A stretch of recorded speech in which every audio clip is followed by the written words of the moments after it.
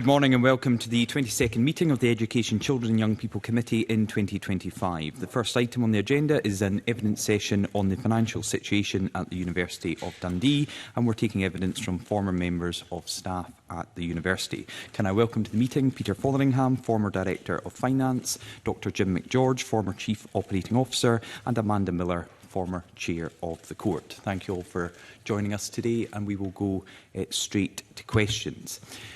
Can I start by asking you all about your individual and collective responsibilities in the situation that is very public now that Dundee University got itself into due to failures in leadership and chronic mismanagement?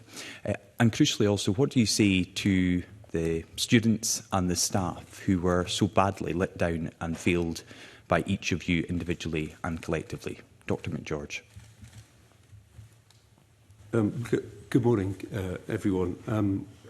I would say that I care very deeply about the university. I really believe in its ability to transform lives and drive the regional and national economy through its teaching and research and engagement activities. I've worked for the university for over 16 years under a number of principals, a number of chairs of court. I was always fully committed to the university and championed what it does through good times and also through challenging times, including some previous financial difficulties that we had.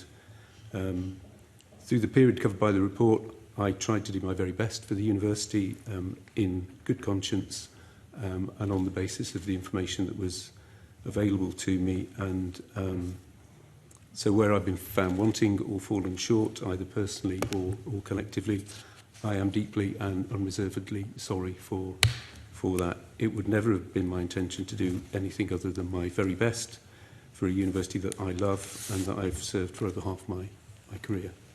Ms Miller. Morning, everybody. Thank you, Convener.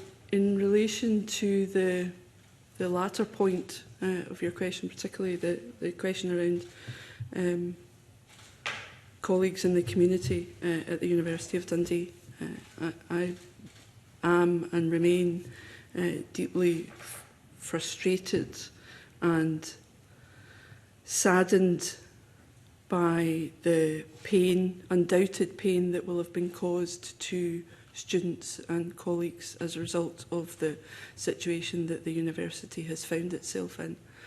The university is a place of enormous value to the country, to the city, and to the internationally in terms of its value. In terms of responsibility, during my time, I sought to lead and support the court in its collective responsibilities and decision-making, working with the information that was available, bringing question, bringing oversight in relation to the information that was available, and ultimately stepped down in the interests of the institution in the hope of being able to drive a level of change, as somebody who also advocated for the review that was ultimately produced by Professor Gillis. Mr Fotheringham. Good morning, everybody. I'd like to echo the sentiments of my former colleagues in terms of taking my share of responsibility in terms of the current position of the university. The report released last week was very clear in terms of its findings, and I accept those. My number one priority as Finance Director of the University of Dundee was always to protect and ensure that the university's sustainability was maintained, and I care as deeply about the institution now as I did when I worked there, and from the first day that I worked there to the very last. I was always very passionate about the university and its impact on both the students and staff as well as the wider communities, both through its teaching and research and other interests. I think the university is a fantastic place to be, both as a student and as a staff member. So, the position that it now finds itself in is obviously deeply upsetting for all of us, and I'm very sorry for any part that I played in that. you've all been extremely positive and passionate about the University of Dundee, which begs the question why you allowed it to get into this situation. Dr McGeorge, you said during the period that's covered by the Gillies report you did your very best. If this is your very best, it's pathetic. I mean, you are one of the worst offenders in this report. Your conduct and what you oversaw and what you allowed to happen is unacceptable. How can that possibly be your very best? I think, as I said, you know, I did my best in good conscience on the basis of the information that was available to me. We have had similar You were the Chief instances Operating Officer and Company Secretary, so everything was available to you. There was nothing you wouldn't be aware of. No, but I am also reliant on the information that's provided to me, particularly in relation to financial So is it matters. Mr Fotheringham's fault? I think the report indicates that there were some significant weaknesses and failings in the financial information that was provided. But the report also makes it very management of the clear university. that it wouldn't have been difficult to challenge that. Someone with your experience, your many years at the University of Dundee, should surely have questioned what you were getting from Mr Fotheringham and what you were then being asked to pass on by the former principal and by others. You didn't do that. I think, you know, in previous occasions when we've had serious financial difficulties, we have had good early warning of the issues from finance. We've been able to assess the level of difficulty that we had. We've been able to launch freezes on recruitment of staff, in particular with staff costs being the biggest cost in the university.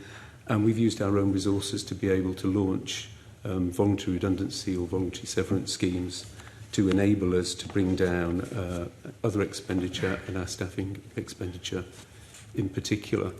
On this occasion, I think the financial information available to us was not as comprehensive as it could have been. And, you know, the report does say that we should have seen signs in March of 2024 that would have triggered us to start to make those savings. It says they were there. The report does say that. I now recognise that that is the case. I didn't, and neither did my UEG colleagues, see that at the time, and neither did our Finance Committee or our court. And it's a huge regret that we didn't do that. We could and should have been reducing staff count through a voluntary severance scheme of some kind in early 2020 for some 6 months before we were considering it. It would have still been a very difficult job. There would have still been an awful lot of job losses. Undoubtedly, we'd have had things like industrial action, but we would have been doing it under our own steam, which obviously by the time we got to kind of September, October and the worsening student recruitment position, we weren't then able to do. Mr Fotheringham, your former colleague saying it's your fault. How do you respond? I think, you know, the report lays out pretty clearly that some of the reporting from financial side and of course from others that feed into that, a lot of the information that's prepared on financials is a consolidation of information from people right across the university, particularly on student recruitment and outlook on that. You know, that's produced by others and processed. Clearly, some of that information wasn't as presented in a way that makes it as obvious as it possibly could have done. I think, you know, I accept that that was the case. We tried to follow previous years and ways of presenting and tried to be consistent in order not to confuse the reader. But I think also the report makes clear that previous year's reporting was probably of a similar standard, but perhaps didn't really get to some of the issues. I thought it was very clear to everybody, the whole leadership team, that we did need to reduce costs. We had those discussions in late 2023 and early 2024. We were quite clear around some of the specifics on those reduced costs. And as the year went on, more actions and more specific actions were requested of colleagues to support that. I think in hindsight, clearly that didn't happen to the extent it should have done. And that's obviously deeply regretful. The principal said in March 2024 that the university was moving into a surplus position after decades of financial deficits. So what did you do then? What did you say to Professor Gillespie? That is not correct.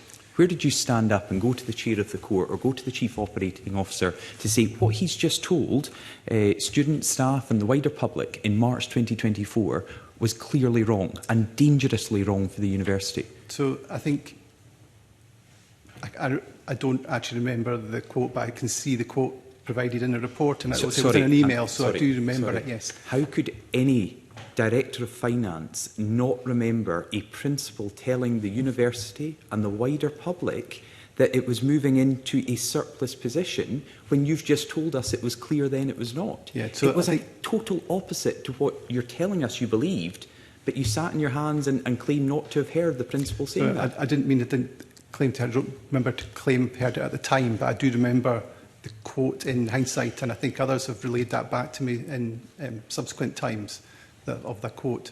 I think what, in my mind, we've got to a point in 22-23 where the performance was better due to the increased student numbers, and had reported in the financial statements at that time an underlying performance which had moved to surplus. The University of Dundee has not been in a strong financial position, not just for the last 18, 24 months. It's been the case for well over 10 years. The university has not generated surpluses of any measure in that time. It has a structural underperformance against others in the sector. That's been well recognised and well reported both internally and externally to university. But in 22-23, there was a clear improvement due to the growth in student numbers. And at the point in March 23-24, the only way we would have got to a surplus would be to deliver those cost savings.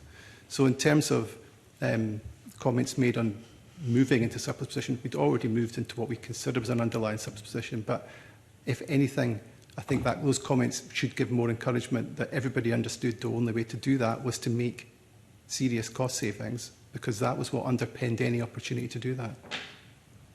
Clearly not, because you've been bailed out to the tune of tens of millions of pounds of public money. I mean, I don't get an impression from you that you think you did particularly badly. You could have done better, no, but you're quite complacent. No, I absolutely understand that I could have done a lot better. And you're still in charge of public funds? I'm not. You're not in your organisation. So what's your role? I'm currently unemployed. You're unemployed. Okay, I'm sorry about that. Amanda Miller, all this was going on while you were ultimately in charge of the governance. Now, these gentlemen are employed to do this work, and they failed. But ultimately, you are the final catch-all opportunity to make sure good governance is progressed through the university and these issues are highlighted. Why did you and your court fail so miserably to do that? As I referred to in my earlier statement, there's a level of context in terms of the preparation of and presentation of the figures, the paperwork. I acknowledge from the terms of the Gillis report that there were missed opportunities given the presentation, but court were operating in a collective way, challenging based on the information that was presented, it not having been presented according to Gillis in a way that it should have been, but acknowledging as well that there were missed opportunities to highlight some of those particular challenges. And I acknowledge that with hindsight that those missed opportunities is highlighted in the Gillis report. But Gillis is very clear that, you know, these opportunities were not difficult to spot. It sounds like you were asleep at the wheel. Did you enjoy the title of Chair of the Court but not particularly keen to do the work? My responsibility as Chair of Court was to lead and support the Court in its decision-making and in its governance. Sought to do that to the best of my ability based on the information that was presented, encouraged colleagues to engage in an inclusive and curious way, but clearly there were missed opportunities. Sorry, a curious way. Where was your curiosity when all this was going on and you didn't intervene? In relation to my responsibilities as Chair of Court and supporting colleagues in that respect, I did encourage questioning of the information that was available, and from my court colleagues, I believe that they did question, but ultimately I acknowledged that there were missed opportunities. So what questions did you raise when you weren't getting monthly updates? When performance data was withheld from the court? In relation to the issue of, as things stood in my understanding, papers were being presented, and particular challenges were highlighted at a later date, but by that point things were... P9, P10 and P11 management accounts, April, May and June 2024 were produced in draft but never finalised into papers that reached the UAG, and surely members were saying to you, where is that and why are we not getting it? Gillis says on page 33, it's not clear why this happened and who decided that these papers would not be provided. So you were saying there that you had this curiosity, you wanted to drill down. Did you find out? In a role as Chair of Court, it's not an executive function. So from that perspective, I would have expected executive colleagues to be coming, expecting management accounts, etc., because you're talking to me about UEG. Yes, but I mean, members of the University Executive Group were also in the court. And they were not coming to you as chair to say, we're not getting this. No. No. Just for I take in a couple of other members on the court side of things, we were told at our previous session with some of your former colleagues that some members who regularly attended were excluded from court. Did you approve that? I accept that there was and would be supportive of an involvement of or a reduction of the level of or number of executive colleagues attending a court meeting as a matter of course, with the expectation that those subject leaders, when there were papers relevant to court and their subject, that they would be in attendance. So up until that point, when they regularly attended, was it not helpful for them to be there and you decided to exclude them? No, I'm not sure I understand the question. Why make the change to stop them coming if you believe they were not relevant to those meetings, when previously they came to all of these meetings, had an oversight of everything the court were discussing and could contribute? I mean, there were considerable concerns from Professor Grubb and others that he was excluded. Now, we asked the successor to you, the interim chair of the court, and she made it very clear it was your decision. Why did you take that decision? What was the impetus for that change? Because it clearly then diminished the amount of scrutiny held at your court where you were the chair. I'm not sure I accept that it would diminish the amount of scrutiny on the basis that UEG colleagues would and should have been in a position to scrutinise the documentation in their roles as UEG colleagues. And be able to bring that scrutiny either to me as Chair of Court and, if necessary, suggesting attendance at meetings and raising issues with me separately in that regard. So specific attendance at court meetings in and of itself wouldn't have and shouldn't have, in my view, have undermined a scrutiny perspective. And was it your decision to implement this change, or were you advised by the former principal or others on the panel today to do this? It's a general position that I would support in relation to ensuring that court colleagues were able to have that conversation. Yes, but it was a change. Previously, we were able to come and something changed. We were told it was signed off by you. Did Dr McGeorge suggest it? Did anyone else? Did Professor Gillespie? Dr McGeorge is shaking his head. So it was your call, and you just came up with this idea to invite less people. It's reasonable governance practice to not have extensive members of executive as a matter of course automatically in the room. And if I can give you an example in relation to some of their operation, I remember being at a meeting when there was a request for conflicts in advance, as one might ordinarily expect in a meeting.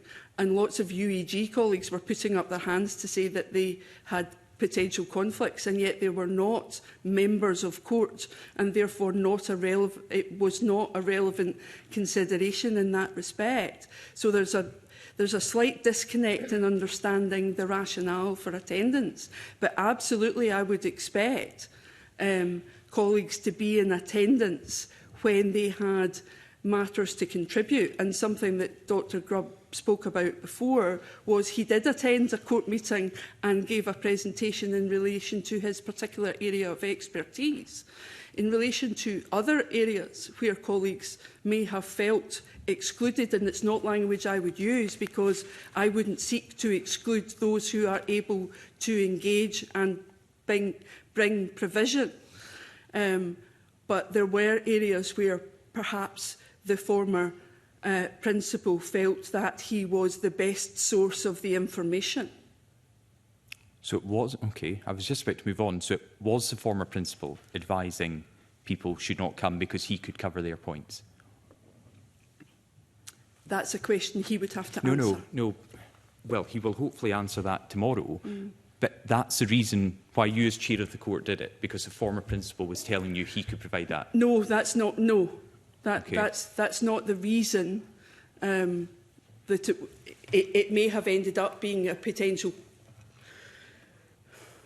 Not the reason that colleagues were supported actually to spend the time doing their day job, rather than attending a court meeting where there were not areas for them to contribute, but potentially if there had been areas where they would contribute, that the principal felt that he could cover those areas himself. I don't think we've cleared any of that up, but I'll take in some other colleagues at the moment. Pam Duncan-Glancy. Thank you, Convener. Good morning. Thank you for joining us. I just have a couple of follow-ups, if that's okay, Amanda Miller. You said earlier that the court and the executive were different.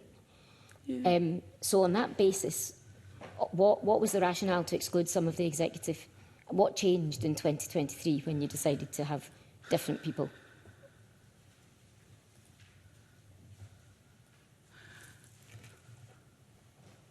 I'm not sure necessarily that anything changed. It was about observation and Observation of what? Colleagues being in the room who appeared not to be contributing and certainly doing other things. And can you expand on that?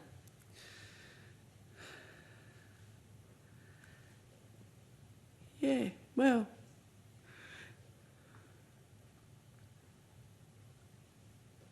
colleagues in the room they were there. Were they contributing, and did it appear that they were contributing? No, and therefore there's an argument to say that their time may have been better spent elsewhere because they didn't appear to be in a position or actively contributing to what was being discussed. So that seems like a kind of strange practice without any kind of governance decision about, turn up 3 strikes and you're out kind of thing if you haven't said anything. Yeah, surely there'd be a record of that kind of decision. Yeah, and I would absolutely follow that logic if it was to do with court colleagues. But you said earlier that crucially there was, you yourself said there's a difference between what the court does and the executive. Yeah. You also mentioned that perhaps there was missing information. Could that not be because some of the people who had that information were excluded from court? Well, most of the information that we're talking about today is finance information, and the Director of Finance and the Chief Operating Officer were always in attendance. But other information from other colleagues impact on financial decisions, and they may not have been invited because there was the change in 2023.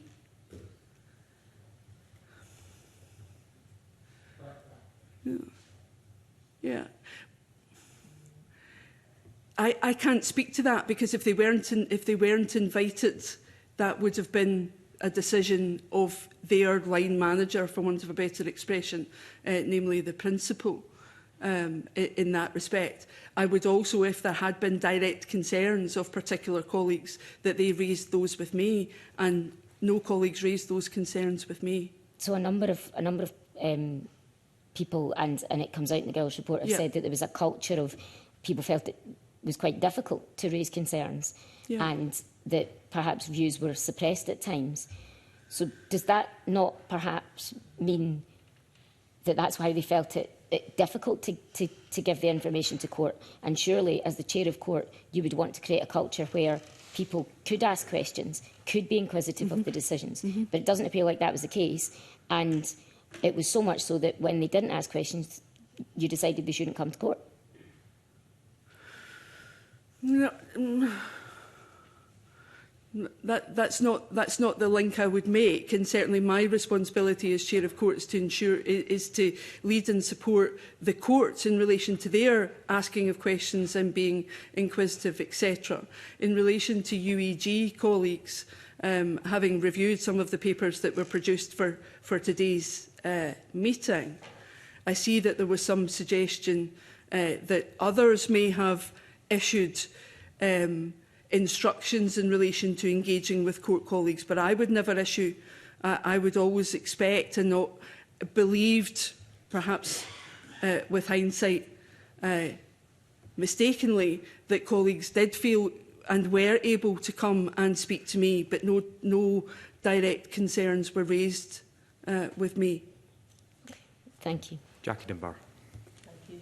Good morning. Thank you for coming along. Morning. I asked in a previous session of a court member why they failed to see concerns being raised, you know, in the reports that they were getting, and they indicated to me that they could only go by the reports that they received, and there was never any follow-ups.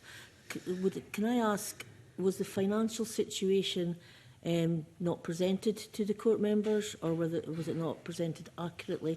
Who would be responsible for ensuring that court members received the information that they needed? I would say the relevant members of the executive group, and then my job in the meetings to facilitate conversation. But the presentation of the papers by executive colleagues, by senior executive colleagues. So, do you know if that happened? Well, it's clear. It's clear. Sorry, I'm happy to let you extend the question if you... No, it's just that you know, for me, if I was doing it, I would see a report, have questions on it, and then, like maybe in the months following, you would be expecting reports back as to how the situation was developing. Was the situation improving? Was it not? And that didn't seem to be happening. Yeah, as the Gillis report highlights, the presentation of papers was far from ideal, and court were operating with the papers as were presented to them. But as I acknowledged earlier, there were clearly some missed opportunities, notwithstanding the presentation of the papers. And do you think that was deliberate or just an oversight?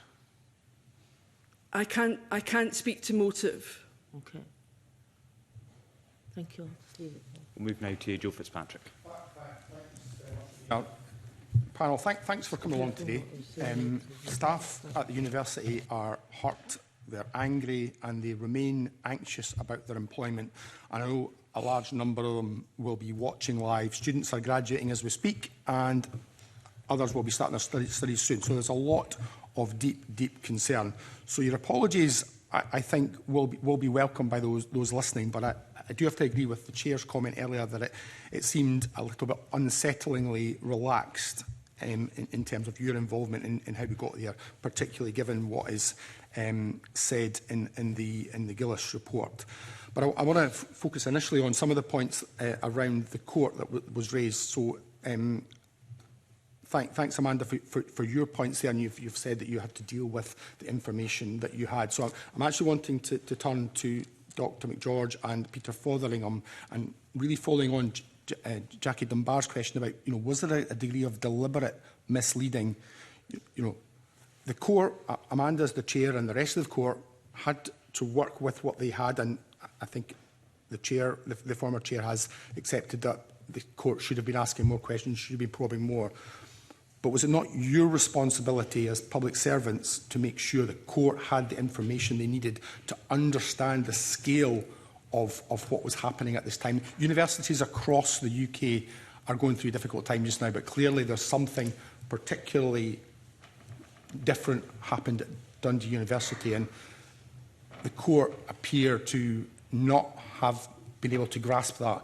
Was that not your responsibility, Peter Fotheringham? I think I'll answer the question first in terms of intent to make sure that it was clear. I always sought to make sure that the information I provided was as clear as possible. And I think one of the most regretful things for me was that I didn't take the opportunity to follow that up with anybody individually. The feedback I received, whether at executive meetings or committee meetings or court, was always either positive or there was no follow-up comments.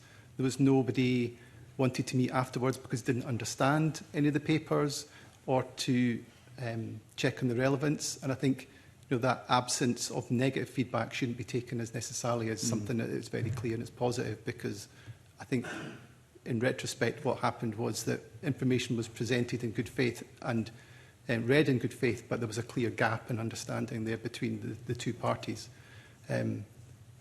So, all information that was required by court that would routinely be presented to court was provided. I attended all those meetings, always happy to take questions. I enjoyed and wanted the opportunity to engage with court members as much as possible. But I think that the clear issue, and it was highlighted in the report, was that the information presented wasn't as transparent as it could have been. And despite that, there was a gap in understanding from court members in terms of what that information was telling them. Dr McGeorge. I think, as with Peter, there was a process by which financial information of that kind would go through the system. So reports from the finance team would come to the UEG. The UEG would review those, they would comment on them, they would ask questions accordingly of Peter. Those papers would then be potentially amended or revised or go forward without further change to the Finance and Policy Committee, which had a particular responsibility for looking at financial issues and issues around capital, and the same kind of process would happen there. And then the minutes of that Finance Committee and any relevant papers would be escalated to the court. I think, as Peter says,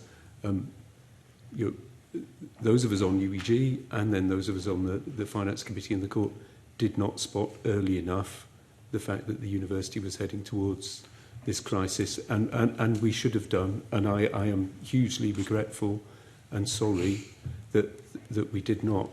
And I think the difference with other universities that are going through the same issue is that clearly they did spot that earlier, and they have been able to launch things like VS schemes under their own steam and in their own right as a result, and start to bring their costs down quickly.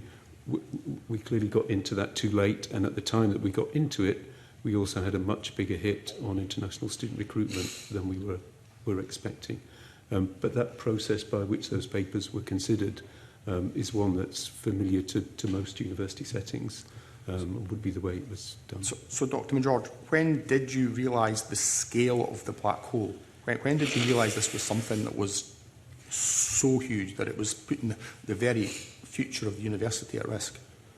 I think we started to realise that the international recruitment numbers were not as high as we had hoped. The prediction that we'd had was for a 25% reduction with a worst-case scenario of around 35%. Whose prediction was that? Where did that prediction come from, 25%? Which, given the different nature of Dundee University's international students, the high-risk countries that were being recruited from, Who made that assessment? As I recall, that assessment was done by a group that included the internationalisation team, the globalisation directorate, Professor Alexander as our VP International, and our planning and business intelligence team.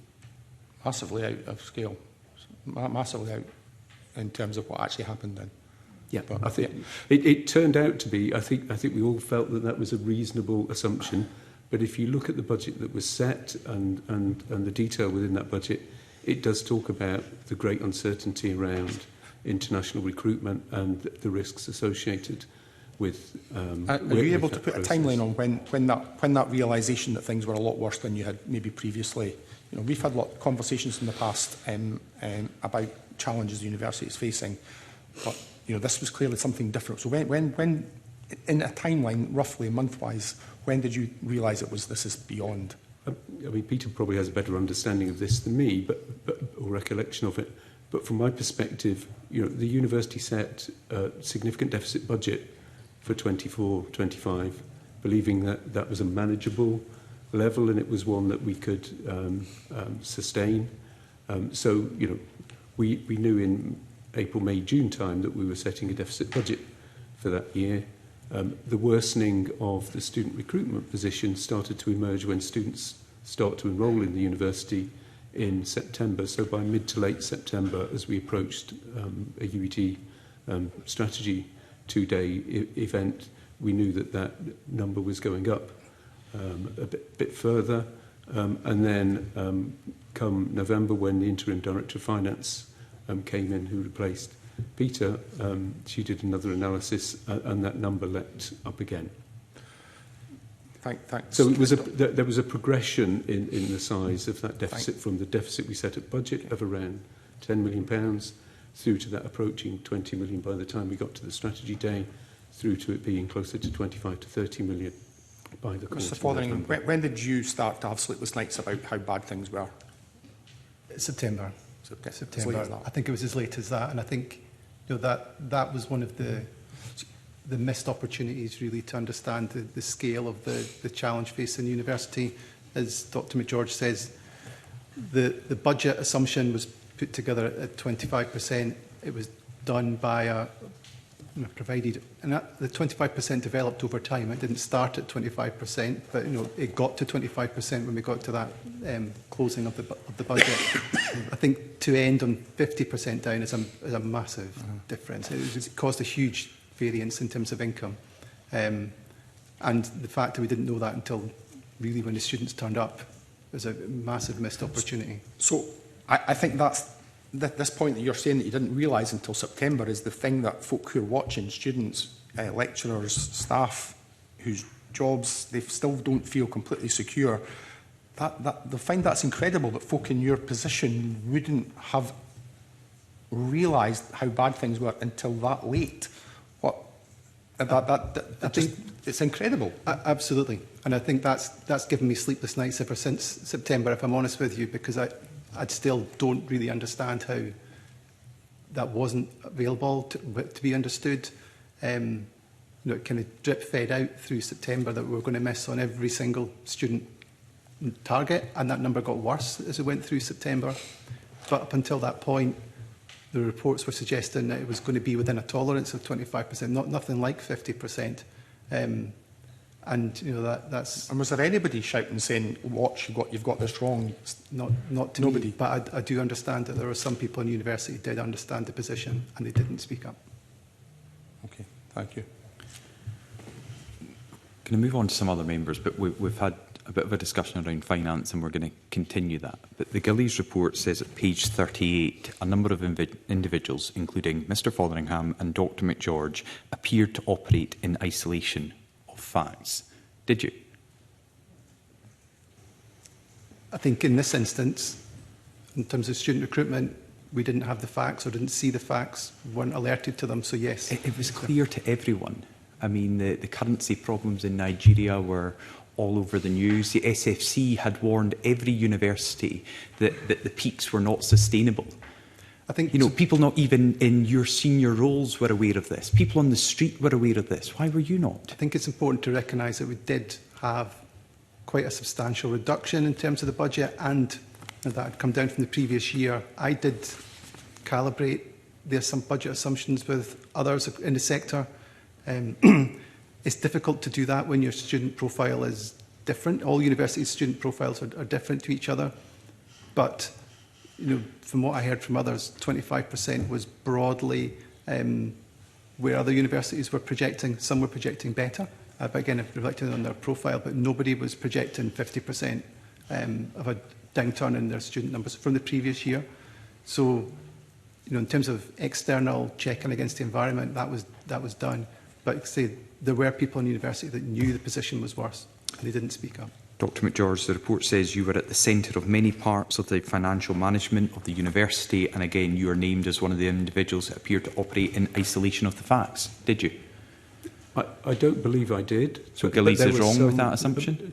But there are some issues like the student recruitment position and where you're finally going to land in any one year that you don't really know until bums start arriving on seats in September. So there's an issue around the predictability of those international student numbers. As I said, I think we felt that we had. Okay.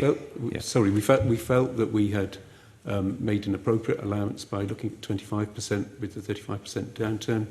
It was obviously much more than that when the numbers started to come through. And it does appear, when you look around the sector more generally, there are some types of institutions that ended up suffering more in that environment than others did. It's often institutions not in a big metropolitan centre that are non-Russell Group institutions, and we were, if whatever the opposite of a sweet spot is in that regard, I think we were in that place. So Gillies is very clear there is an appearance that you and several others named, including Mr Fotheringham next to you, operated in isolations of the facts. You're saying you disagree with that section of the report? I always try to base my decision-making and the input that I provided to the UEG and to the court on the facts and my analysis and understanding of them. So she's wrong with that assumption? As far as I'm concerned, I believe that I acted on the basis of the facts where those facts were available. Okay. Joe Fitzpatrick wants to I think we've also got from Gillies' report a set of issues highlighted around some of the financial reporting was not giving us the kind of facts and the kind of information that we needed. You've already blamed Mr Fotheringham for that, so you're reiterating I'm that. just saying fine. that that's what Yeah. the Gillies report says. Yeah. Joe Fitzpatrick briefly, and then we'll Thanks very much. A very, very quick question. Mr Fotheringham, you said to me, and you also said to the convener, that people knew but didn't speak up. Could you tell the committee who knew and didn't speak up? Because we need to make sure we're asking the questions of the right people. As I understand, those in student recruitment more directly could see the numbers coming through more closely to it, were more likely to understand the position better and saw that, and clearly that didn't filter up to myself and others on the executive group. And I don't know at what point that information stopped filtering up, but yeah, clearly those people would have been in a good position to see it and didn't share that information. So it just wasn't shared? I think, it wasn't necessarily it wasn't shared, it wasn't highlighted, there was no concerns. So you don't think anybody, when you're saying people knew, you don't think anybody in senior positions in the university knew? I can only speak for myself, but certainly nobody shared that with me. Okay. Willie Rennie. So, Dr McGeorge, Mr Fotheringham, I'd quite like to ask about the banking covenant and the banking covenant and the arrangements around that. So, the Gillies report sets out that the Funding Council were not informed of the potential breach of banking covenant as at the 31st of July 2023. The University Finance and Planning Committee were not told of the actual breach of the banking covenant on the 10th of October 2024. The Audit and Risk Committee were not told on the 22nd of October, and the Funding Council were not informed of the breach on the 13th of November. First of all, is that your understanding of the banking covenant events? So I wasn't at all of those meetings, so I can't attest to the meetings subsequent to my departure. But broadly, yes, that's the case. Although I think that there definitely was a discussion on banking covenants at the Financing Committee meeting on, I think, 10th of October. So were you both aware that a breach of the covenant, whether tested or not, is a reportable event to the Funding Council? So were you both aware? I told the investigation team that I wasn't aware of that. It's an oversight on my part, and I take responsibility for that. Okay, so you weren't aware. Okay. Dr. McGeorge?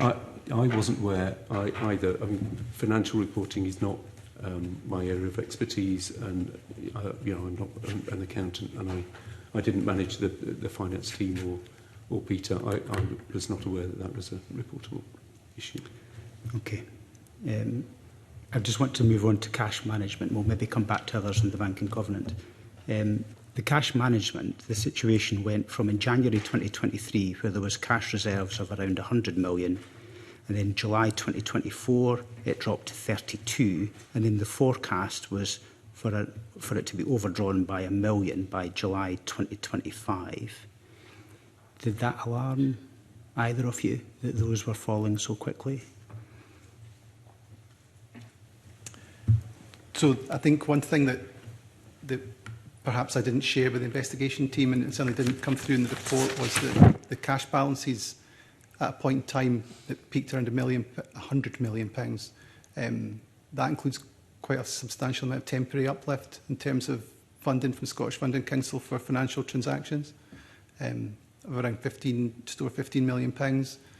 And those were received in 2022 with a commitment to spend on specific projects immediately, so within a year, and then of course to repay those amounts. So the kind of 100 million is a bit higher. The high point of 100 million was a false reality. I think perhaps again that was something that should have been made more clearly to court members and so on.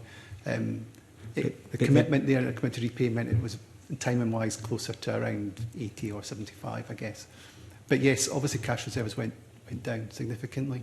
That was on the back of a renewed strategy to start to reinvest in the capital programme during the period of COVID and beforehand. Given the university's financial position, there had been a quite severe underinvestment in capital projects, and that underinvestment was starting to find its way through in terms of student experience and on the campus long-term feasibility, I would probably say. So during 2022, following kind of recovery from COVID, the university's budget and strategy was to start to reinvest in its capital programme, and that every subsequent budget to that showed that cash reserves would decline on the basis of reinvesting in fixed assets. I felt that there was clear encouragement from court and governing bodies to do that, and not to, not to reverse that decision, personally, but also to make sure that we were able to invest down the cash into our fixed assets. We obviously incurred quite a big challenge with RAC on campus. We were one of the worst affected universities in terms of that, and that incurred not just in terms of capital challenges, but operating costs for the university as well that were quite unexpected. So that's an example of our infrastructure starting to get in the way. But in terms of the cash position, it certainly did decline through 22 and 23 when student recruitment was very strong. There was clear encouragement to continue to do that. So that was that was the case, I think, at that period in time. So did you warn your fellow colleagues in the executive group, but also the court, that actually maintaining decent cash reserves was really important for universities? I mean, Pamela Gillies was very clear that all principals and all leadership teams know that having reasonable cash reserves is essential for universities. Were you aware of that? Yes, and I think that's a reasonable assumption. Anybody could come to. I don't think you need to be in my position. So why did you allow the reserves to go down to that extent? Did you warn the court about that? There was I think court understood that in order to have any kind of investment in fixed assets, the university was not generating enough cash to invest in its fixed assets. That had been the case for so long that I don't think I could go back and find a time when the university was in a strong enough financial position to be able to generate cash, invest in its fixed assets, and still have reserves left. Its reserves have been depleting for over a decade in that respect, but not investing in its fixed assets. So court made a decision that they wanted to have a capital programme that included investment In 2022, that plan would have involved a significant debt taken out in order to deliver that. But I was very clear we could not take on significant debt to invest in our capital programme until the university's position had improved and the prevailing conditions were acceptable for the university to do that. So you couldn't take on debt, but you're quite couldn't content. take on significant debt to do that. But to run down the cash reserves when it is known in the sector that you need to maintain decent cash reserves at a time when you had significant warnings from the wider landscape and universities. In 2022, when court approved that plan, there was no significant warnings about the student landscape, and we went on to recruit probably too many students in 22-23. There's quite a lot of questions around in the environment about the university model and about there's sustainability. Absolutely, and the sustainability of the University of Dundee has always been a challenge. So I'll come back. Why did you allow the cash reserves to run down in that way and not change the strategy or not challenge the strategy that the court were encouraging? I think at the time but the budget for that year and the subsequent budget suggested that there would be adequate cash reserves, and that the budget projection, although we involved spending down, that there was opportunities that we could either reduce that or defer that. Some of the projects, didn't happen, and were delayed deliberately in order to manage that expectation as well. So, we've heard that you weren't aware about the reporting requirements to the SFC, both of you, that the cash reserves were allowed to run down, that we've also heard about the reporting mechanisms, that you weren't providing the various reports to the various committees at a time. Were you struggling in your job? I don't think there was reports that weren't ever provided to committees. That was a significant there was some gaps, and it was reported that there you were were some doing gaps forecasting in reporting to UEG towards a period of time. I think it would be fair to say I did struggle in the job at times, and particularly during 2024. But also prior to that, my team were seriously under-resourced, and I think I struggled and the team struggled to stay on top of everything. Some of that's just unlucky factors in terms of long-term absences or inability to recruit. But the team was under-resourced, and we did struggle. I accept that. Well, thank you for being frank about that. Dr McGeorge, did you recognise that Mr Fotheringham was struggling and his team were struggling? I knew that Peter was under-resourced to a degree. I think most of our directorates are in that position. The universities, as Peter said, has not been in a position because of the financial climate and the financial environment affecting institutions and some particular structural factors associated with Dundee to be able to generate the kind of surpluses that would enable those teams to be the size that we might want them to be. As I said, I don't manage the finance team. That wasn't one of my responsibilities. And I was reliant on the financial information that Peter and the team behind him were able to produce. And from a cash perspective, the going concern paper that came to UEG in October 2024 and that then went on to the Finance Committee in October 2024 said very clearly that we had sufficient cash through to July 2026 and that we had a £40 million revolving credit facility that had been renewed since the balance sheet date and was now in place to October 2026. So I had no reason to doubt that that was true. Okay, I'll come back into that. Amanda Miller, so you were the chair of Samaritan Scotland before, is that right? The Law Society for Scotland, you were the president. The turnover for Samaritans was about £1 million in Scotland, Law Society 11 million, Dundee University 300 million. Do you think you had the experience to take on this role? As Chair of Court and from a governance perspective, in an organisation that has a team with a finance director, a company secretary, effectively a chief executive and a principal vice chancellor, in an environment where there would be an opportunity for open dialogue, engagement, working together in terms of leadership style, etc. Yes.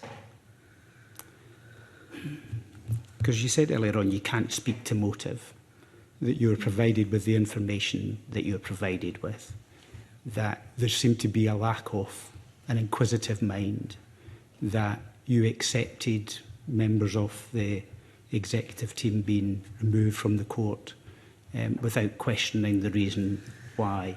There just seemed to be a very passive approach to such a big organisation. I mean, what business experience have you had? Did you have financial experience before you took on this role? I don't have any financial qualifications formally in that respect, and certainly in my engagements with Mr. Fotheringham at the university, I was reassured that matters were operating well. The information in relation to him struggling is news to me this morning. Should it have been news to you? I mean, if you weren't getting the answers that you needed to get, was there not an inquiring mind? I mean, that's what we have courts for. Absolutely, it's what we have courts for, and from a collective perspective, bring that inquiring mind, that curiosity, those questions, work with the papers that are presented and bring curiosity associated with those. And as I've acknowledged earlier, it's clear from the Gillis report that while they were, I believed, court were operating with the papers that were available and bringing that appropriate challenge, there were missed opportunities in that respect, and I acknowledge that. I think people will be surprised that such an important role with such a big university, as you said, that's contributing Important. significantly to the economy of Tayside, £300 million. I mean, do you regret applying to be the chair of the court?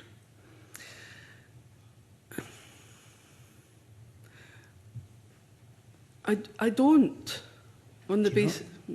No? I have certainly reflected on the situation that, in particular, the university has found itself in, and my role and my time at the university, and potentially, and I know the convener wouldn't want me to make a suggestion of a question, but if the next question were to be, what would you have done differently? Certainly on reflecting on that, it would have been to work to improve or to work to bring a level of trust in me that colleagues could bring their concerns so that things could have been surfaced and escalated earlier, so that we weren't now in the position that we're in this morning and, frankly, months ago. Yeah, but we can't go back. But we can't go back. Dr McGeorge, did you want to come in?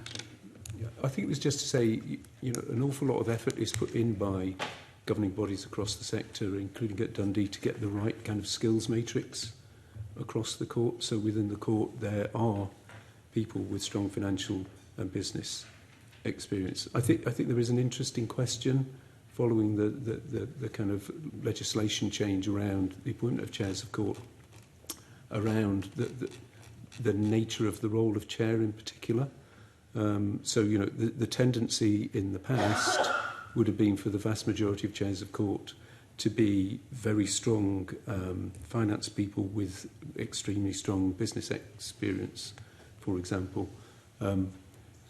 The weakness of that was that it tended to result in a great many white males being chairs of court, and chairs of court not being a particularly diverse group. And I think the new arrangements under the Act meant that a wider range of people with very valuable skill sets came forward, and led to a much wider and more diverse range of people becoming chairs, but those chairs being perhaps less financially orientated. But you make that cut up by having within the court as a whole, the 23, 24 people on the court, the right balance of people who do have those skills to compensate. So, Convener, I've got one more question I want to ask about the joint role of Chief Operating Officer and also Secretary to the Court. Do you think that was a conflict of interest to hold both roles? I think there are occasions when it can pose a conflict, but the job of being a University Secretary and Chief Operating Officer is to know when those conflicts arise and to know who and when you're reporting to the appropriate person. And I never felt conflicted in my role in terms of knowing when I was reporting to Amanda as Secretary to the Court and when I was reporting to the Principal as Chief Operating Officer. Were you conscious that no other university in Scotland operates that way? I think others do. I think Glasgow does. We were For advised example, that Aberdeen did until relatively recently. There were quite a number of those down south. I think the issue as raised in the Gillies report is about being conscious of those issues, and I think I was always conscious of that and always aware of my responsibilities to the governing body. Okay. Thank you, Convener. I do want to come back to the covenant point and test it a bit further, but in response to Mr Rennie's original questions, both Mr Fotheringham and Dr McGeorge, who were speaking about the under-recruitment being the big issue, I mean, that's challenging the findings of the Gillies report, because she's very clear that it was the excessive spending over a significant period. So are you challenging this report, or do you accept it wasn't the under-recruitment, which many universities struggled with? It was your decisions to continue spending significant levels, increasing staffing while student numbers were going down. That's the issue. Gillies is right here. You're not correct in what you're saying this morning. Mr Fotheringham. Yeah, I'm not challenging the report in any way. I think at the time we were very focused on the student recruitment outturn and obviously getting that wrong. We had quite a big impact in terms of the spending profile. So I'm not challenging the report in that respect, but it was a big issue, and I just responded to the question that was put in front of me. But the bigger issue was not responding to that and continuing to spend. So as Chief Operating Officer, why didn't you see student numbers going down, but staff numbers and other costs going up? That's the role of a Chief Operating Officer, to spot that. So I think if we go back a couple of years, the student recruitment position that the university's faced has gone from one of feast in 22-23 to kind of holding our own in 23-24 to famine in 24-25, associated with the UK government's change in policy and things like the Nigerian currency devaluation. In that year of feast, the university was under huge pressure around providing high-quality teaching to those students and about providing the right kind of support services to those students. And because we believed that those student numbers were sustainable into the longer term, because we weren't aware there was going to be a government policy change, we did make investments in staffing. We made, given Fair Work principles, most of those appointments on a permanent basis, believing that was sustainable into the future. I think what Gillies says is that position of retaining stability in staff numbers was sustainable and was appropriate up until that kind of February-March point in 2024. And as I've already said, we should, and I'm deeply sorry that we didn't, we should have spotted that in March 2024 and started with a recruitment freeze and VS at that point, some 6 months earlier than we were considering. There's a theme in your evidence, Dr McGeorge, of saying we and sharing responsibility, and often moving it to others. Very early in the meeting to Mr Fotheringham, just a moment ago, saying that other decisions meant the right people weren't on courts. You held one of the most senior positions, or not the most qualified people, or different qualifications. A lot of your evidence seems to be to suggest to shift the blame away from you. Chief Operating Officer and Company Secretary was one of the most senior positions at the university, and of the panel in front of us, you've been at the university longer than anyone else, in fact longer than the combined total of the other witnesses. You are perhaps the most to blame out of this panel today. Do you accept that? I accept my fair share. Do you accept you're the most to blame out of our panel today? I think I'm equally responsible as others for the position that we've got into as a university. As I said earlier on, I acted in good faith and with good conscience, trying to do my best for the university through that period. I I'm not am sure not if- trying to shirk blame in any way, shape or form. I accept my share of responsibility for what happened to the university and the position it finds itself in. And there are decisions that I wish I'd taken back in March 2024 to do things differently and to launch those saving schemes under our own steam. And I think about that every single day at the moment and have done for some considerable period of time. I'm not sure anyone who has read the Gillies report and truly accepts the conclusions would say there's inequality in the blame. I think you hold a significant amount of blame. Along with a previous witness and one we will have tomorrow, you are part of 3 that hold far more blame than anyone else. I still want to get back to the Covenant Bill. I'll take Pam Duncan-Glancy in at this point. Thank you, Convener. Some of the information that you say you weren't aware of, we've got evidence to say that you were aware of it. You've just spoken just now, Dr McGeorge, about not knowing until later in 2024, but the Gills report says that there was a warning shot in September 2023, but you still oversaw the recruitment of more staff. So why did you not take that warning shot?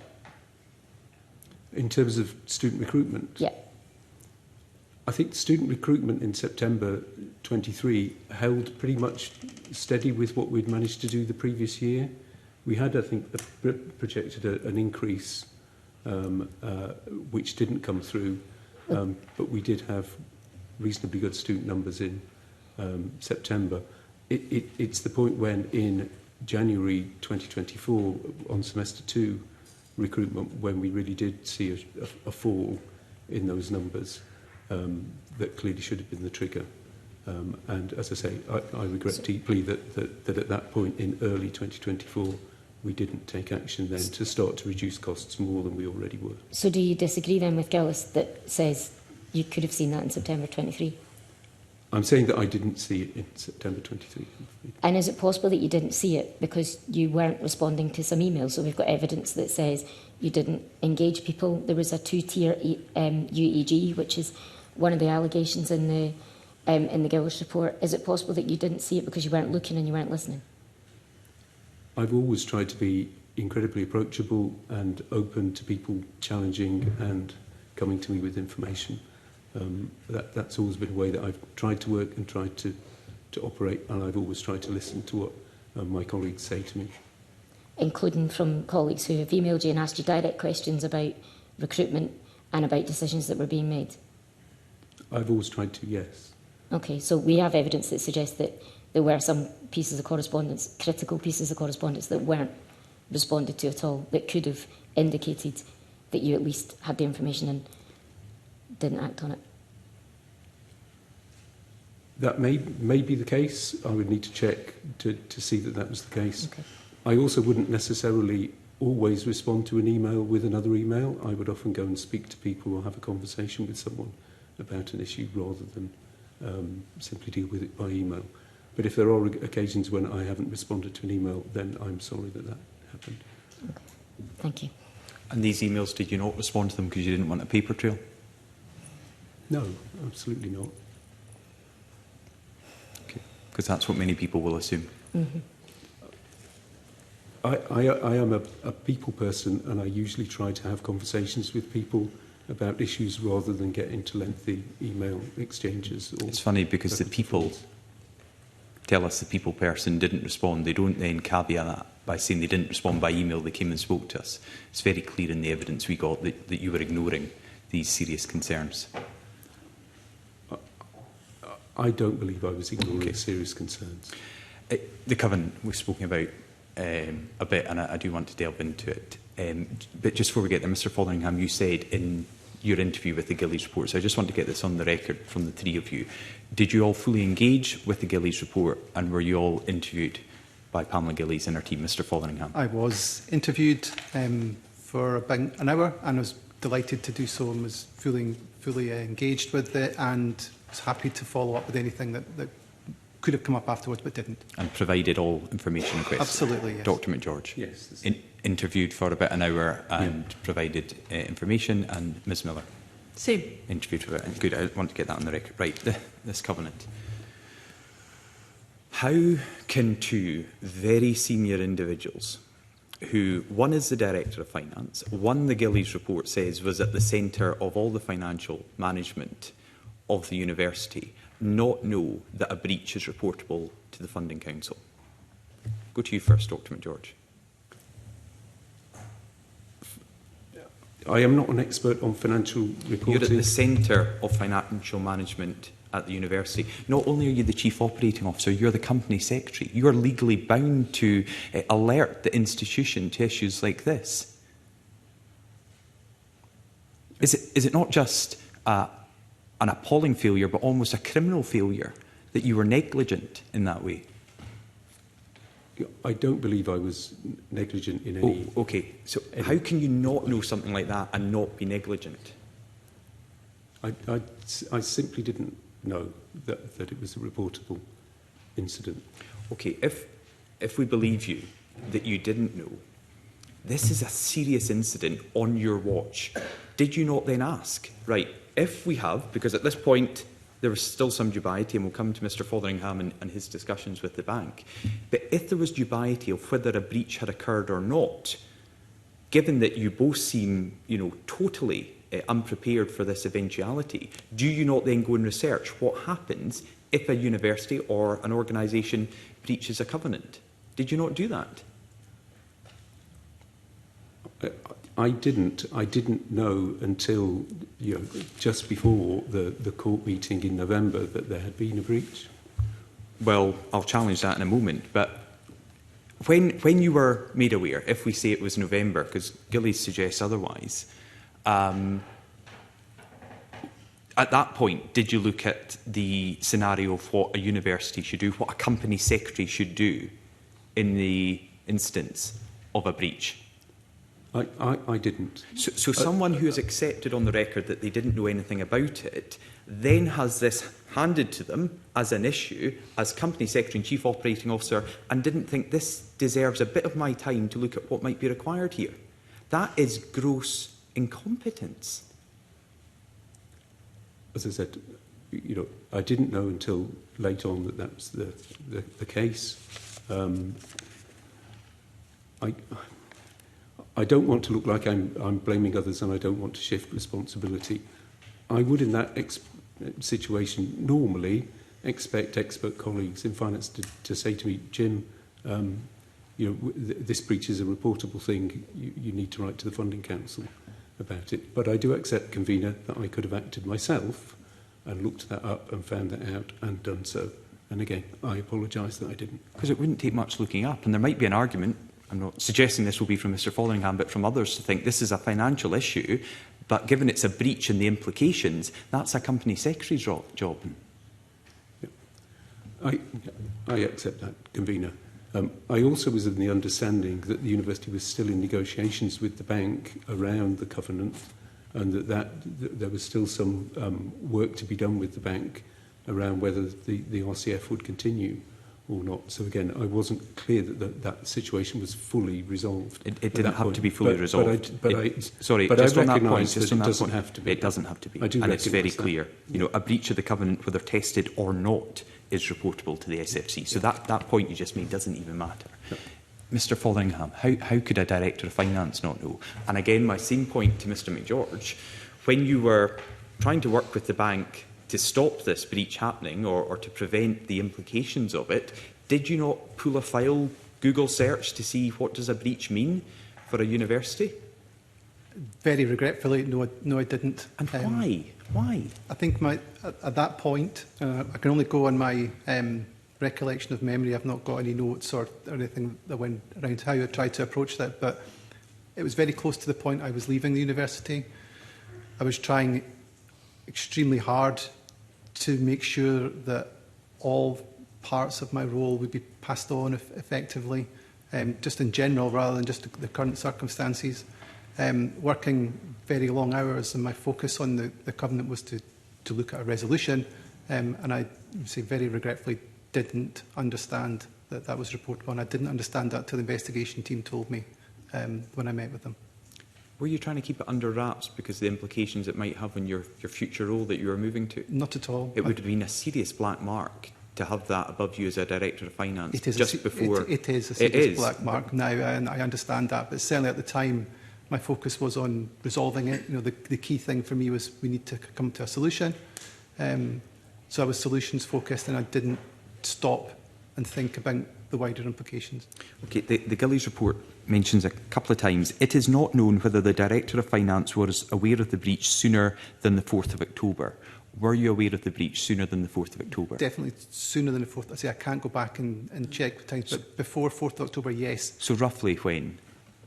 End of September, start of October. It was 4th of October was when I think I sent the email to the bank, but I'd met with them just prior to that, so immediately prior to that as well. So you sent an email on the 4th of October, you met with them, but you also had to arrange a meeting, so we can then get further back that you were... It was by happen chance that the meeting was already in the diary for that. This gets worse. So it just so happened that you were meeting with the bank when you... It was a meeting because I was leaving, so it was a meeting that was arranged sometime in advance. But to prepare for that meeting, you were going to ask the bank to... you know, not take this further, to not make it a breach. You were looking for mitigation. I was very unprepared for that meeting in that respect because you know, it was new knowledge to me. It wasn't the purpose of the meeting. And that's why I had to follow up with the email afterwards, because it wasn't information which I'd had in advance and could have sent in advance of the meeting, which obviously would have been preferable. And when did you make the principal aware? Because again, the report says it's not known whether the Director of Finance was aware of the breach sooner than the 4th of October, nor if or when this was reported to the principal. So when did you report it to Professor Gillespie?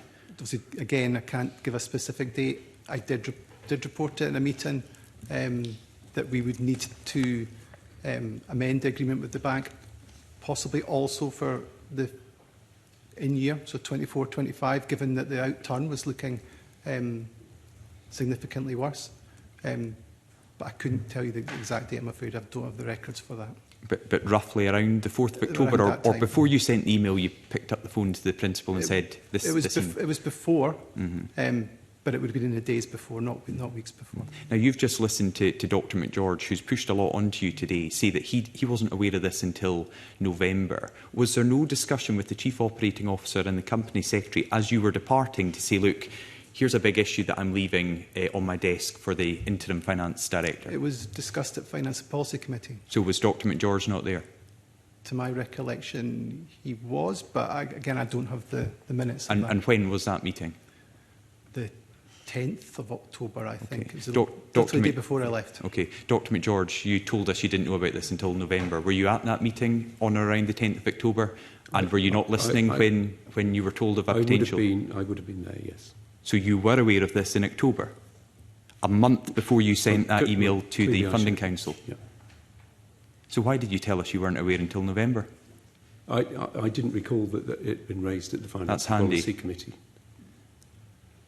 I mean, how can you expect us to trust your evidence when it's so clear and so obvious and so simple to refute it? Of course you were aware of this when the Finance Director was leaving. No Finance Director or incoming Interim Finance Director wouldn't let this bypass the Company Secretary and Chief Operating Officer. Why sit there and expect us to believe your mistruths? I genuinely didn't remember that it had come up at the Finance and Policy Committee. So when it did come up, why did you wait a month to send an email to the Funding Council? The email to the Funding Council was following the meeting of court when the scale of the university's projected deficit had grown from the previous position that we believed it to be to being 25 to 30 million. So the purpose of the email was to notify the Funding Council of that change following that difference being reported to the court on the 12th of April. So the purpose of the email was simply to update the Funding Council on the size and scale of the university's deficit. Had I known that at that point the breach hadn't been reported to the Funding Council, and had I known that I had to report that doesn't matter because you didn't know it had to be reported. You didn't know that. I didn't. That's what I'm saying. If I had known that it needed to be, then clearly I would have written before that to do that. I think you're making a lot of this up as you go along, but on your email to the Funding Council, given the gravity of what you were informing the Funding Council of? Do you think the language you used was appropriate? You say, I'm dropping you a line. It's like I dropped my wife a line at the end of this meeting to say, how did our morning go? As I say, it was simply an email to highlight the increase in the projected deficit from 25 to 30 million. Yes, it was a massive statement you were issuing to the Funding Council, and you think it's inappropriate to drop them a 3-line email. Did that, maybe that was your view then, that this wasn't that serious? Staff were clearly going to, sorry, hold on. Staff were clearly going to be under threat as a result of this. Students were going to be worried. Tens of millions of pounds were going to have to be saved somehow. And someone with decades of experience at the university, who told us at the very beginning how proud he was of this institution, tells the Funding Council, I'm just dropping you a line that the university that's been part of me for so long is in such financial crisis, we're looking at saving 25 to 30 million pounds. I think that shows a complete lack of any concern or understanding of the gravity of what you were about to impart on that university community that has led to the situation today. Do you not accept that? I was deeply concerned about the impact of that projected deficit on the university community. Deeply concerned. And do you think that comes across in your email? On reflection, it doesn't. It was a brief email sent quickly to the Funding Council so that they were cited on the fact that that was the position that had been reported to the court in the event that the Funding Council got queries from staff or students or via the court or the media to say that the university's position had worsened significantly. Ross Greer. Thank you, Convener. I'd like to just start off asking Amanda, particularly reflecting on some of the evidence that we've heard this morning, which I could perhaps characterise as individuals saying, I was working in my lane, and the issue here was that other information just wasn't being shared with me by others. I think Dr. McGeorge, that seems to particularly be the line of evidence that you're trying to push. Amanda, do you feel on reflection that your ability to discharge your duties as Chair of Court was being hindered by the executive group? And if so, was that deliberate?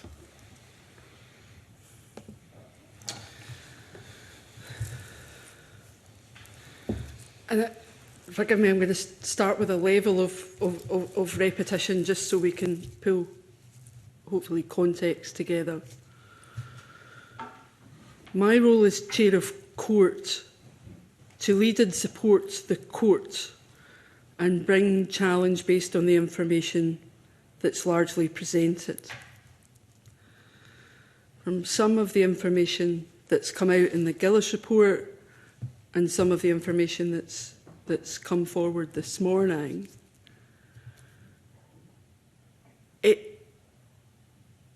there is a particular challenge in being able to lead and support in that inclusive and challenging way if the information that's presented is not as clear and as it should be, but is also not being presented potentially in an environment, and executive colleagues would need to speak to this because that would be more relevant to them. If being in an environment where colleagues are able to come and say, actually, this is what I've presented to you and these are where I would expect to see particular challenges. These are the particular causes of concern and would want those to be particularly raised. Is it deliberate that they weren't being raised? As I said earlier, I can't speak to motive, but I anticipate that there may well be some conversation later in relation to the issue of culture. So on exactly that point, talking about creating an environment of challenge, I'd be interested in your reflections on whether you could have done more to create an environment of challenge, but what I'm particularly interested in is the role of the executive management team. Were efforts made on their part in one way or another to ensure that they were not challenged, i.e. by omitting information that would have almost certainly resulted in robust challenge from court if it had been provided to them. What I'm ultimately trying to get to the bottom of here is the difference between full and frank information not being provided to the court as a misstep or incompetence versus a deliberate attempt to withhold that information from the court by senior management, those in positions of senior management who knew that if they were challenged on it, it would reflect badly on them. Yeah. And I'm going to repeat, I can't speak to motive, but I can speak, I believe, to the fact that I believe, and again I've acknowledged elements of the challenge within Gillis and missed opportunities, but I believe that court was an inclusive and challenging place where colleagues were empowered to answer or were empowered to ask questions.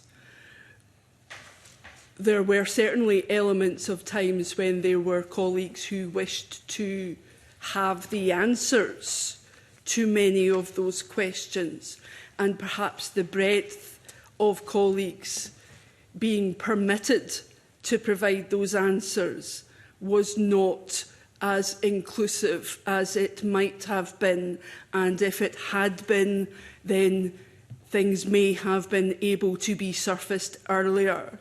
And in terms of reflection and things that I may have been able to do, certainly one of the things that I've been particularly reflecting on is how I could, and I think I referenced this earlier to Pam Duncan-Clancy, how I could have engendered a greater level of trust in me so that people felt able to come to me more quickly. Whether that was hampered by the fact that, and some of this was alluded to earlier, I think, perhaps I think by Mr Rennie, but forgive me if it was someone else.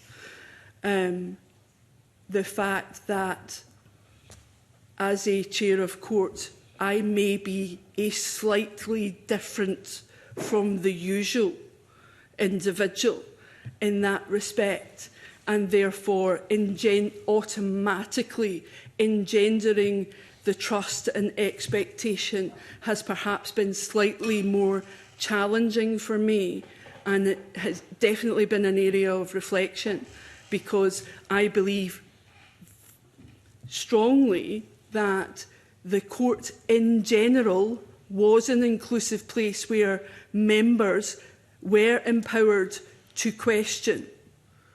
But as I say, there may well have been some actually members and also executive colleagues who operated in a different way, if I can put it like that. Thanks very much, and I think that was useful in how candid it was. There's one particular decision that I'm interested to delve into a bit, and that is the appointment of Shane O'Neill as the interim principal. Yeah. How did you satisfy yourself? Because I presume at the point where he was appointed, you felt that was appropriate, and the kind of the obvious litmus test for appropriate is that he was. You believed at the time that he was not seriously implicated in this. Now, as it turns out, he was. Mr O'Neill was not here to speak for himself, but he clearly was, and that's what resulted in his departure. So could you outline how you came to the conclusion at the time that he was an appropriate appointment, and were you given any reassurances, either formally or informally, that he was not sufficiently implicated in this crisis? Yeah, in relation to the circumstances of the appointment of Professor O'Neill, I had conversations with particularly senior court colleagues around suitability, being able to have a level of transition, being able to ensure that there was still meaningful leadership. we were all confident that he was a different style of leader in that respect. There appeared to be a greater level of openness and an intent around transparency at the time when we were looking at that appointment, and had that conversation with court. So were you provided with reassurances, either formally or informally, by, for example, other members of the executive group, that he was not so implicated in the crisis that he would be an appropriate appointment? I wasn't given any clear information that would have suggested to me that he was implicated to the level that that would appear now to be the case. Because if that had been the case, then it would have been a very different conversation. And knowing what we know now from Gillis, do you feel that information was withheld on that point in regard to his role specifically? Because what I'm struggling to believe is that it just didn't really come up, that it just didn't really occur that he may have been seriously implicated. Of course he may have been, and Gillis confirms his role in this. I'm just trying to understand how you and others felt a sufficient degree of confidence that he wasn't, and therefore was an appropriate appointment. From looking at the general situation and actually reflecting on some of the evidence and the information that's come from Gillis, there may well have been a lack of, not necessarily being deliberately withheld, which I think is the words of your question, but a lack of evidence, and also a lack of knowledge or awareness that there was a problem other than the great big problem that had been announced on the 12th of November, although I appreciate the dates are now a matter for change, but certainly from a court perspective in terms of big announcement being the 12th of November. And who were you getting your information from in relation to that point? So obviously at this point, Professor Gillespie is gone. Yeah. Who is providing you with information on who you could appoint as, who could be appointed as the interim principal, and whether they would be a suitable person for that role? Well, the conversation with legal in relation to process, and I think, if I recall correctly, also the conversation with Dr McGeorge in relation to process, but that may bring its own challenges given the information that's come to light now as well. Sorry, just to press a bit. So that's about process, which I understand you're appropriate to make sure that the legal team are confirming that you're following the correct process. But in terms of individual candidates, information about those candidates, I mean, I don't know if anybody else was even in the frame for it, but in terms of the process of deciding who to appoint and how suitable they would be, and specifically who was providing you with information that Shane O'Neill was suitable to appoint, who was that? Where were you getting that information from? A combination of UEG colleagues, and again, legal, yes, and Jim in terms of process, but also in terms of appropriateness, suitability, etc., but also UEG colleagues, and looking at the situation from a court perspective in relation to change in leadership style, and also the need to have accountable officers, etc., in place in a situation where, from my perspective and also from court's perspective, there was a need to move with a level of urgency in the interest of the institution. Can come back to if there's time, but recognising the time constraints on us. Just one other question, and that's about the role of the relationship between the formation of the court resilience group versus the group, the team, I think it's called the incident group that the executive set up.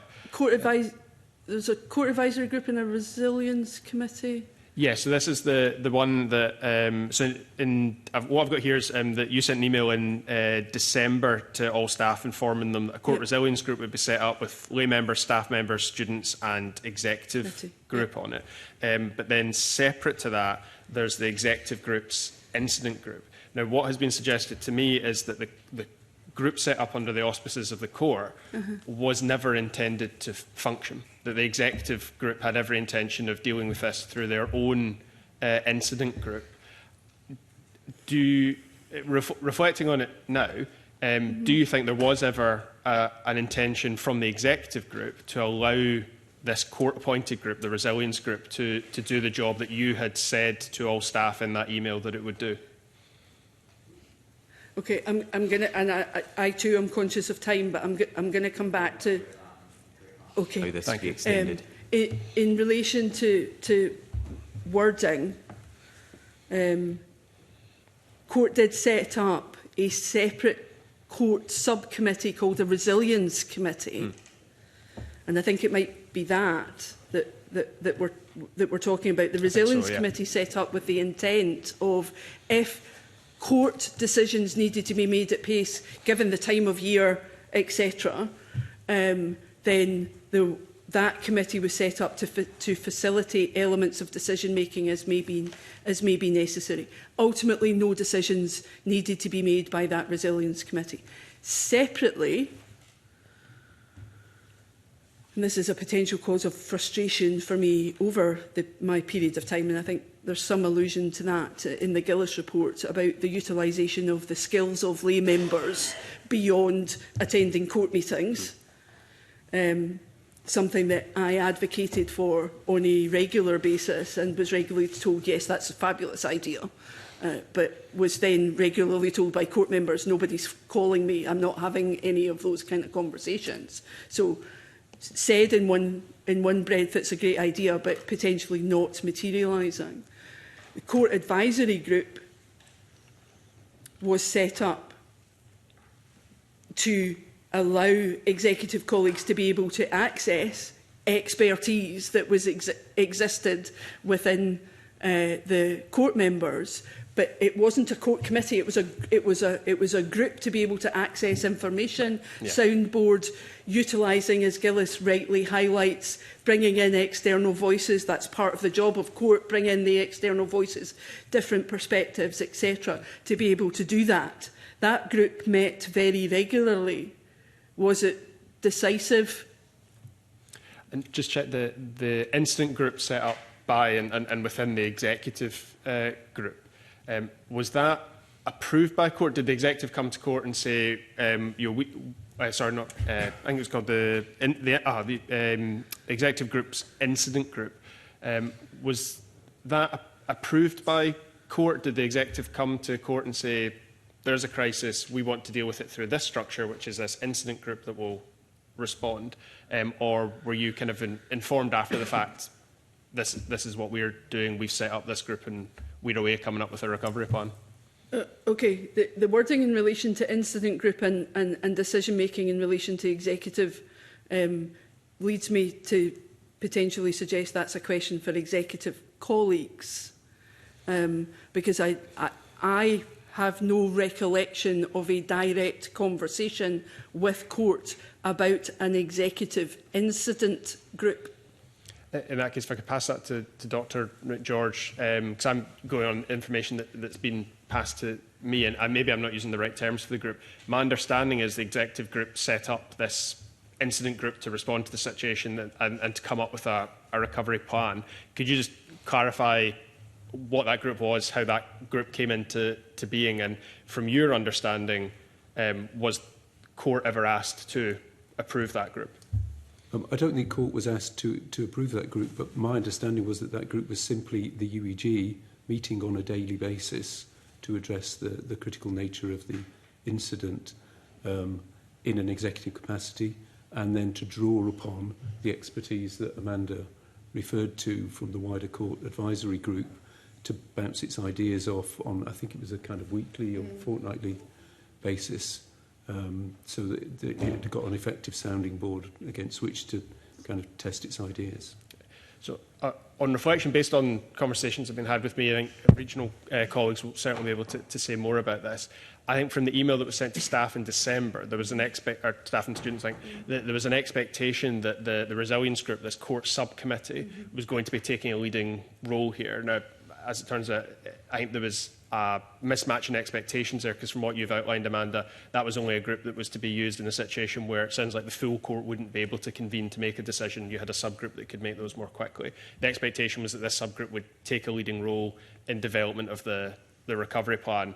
The recovery plan was developed through the executive group. And so just finally, and to Amanda, do you think that the court should have taken more ownership of development of that recovery plan, given that the executive group had largely been the one, the group of individuals that led the organisation to the crisis point? Was it appropriate to allow them to come up with a recovery plan for a crisis that they need to take the lion's share of responsibility for? We're potentially back to the situation of court's responsibility is non-operational in that respect. Could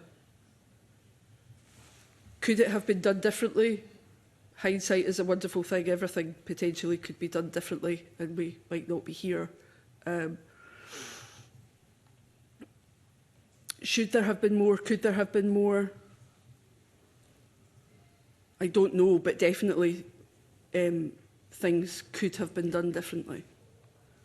Thanks. I'm not sure that answers your question. No, I appreciate it's a candid answer, so I appreciate that, and happy to leave it there for now, Convener.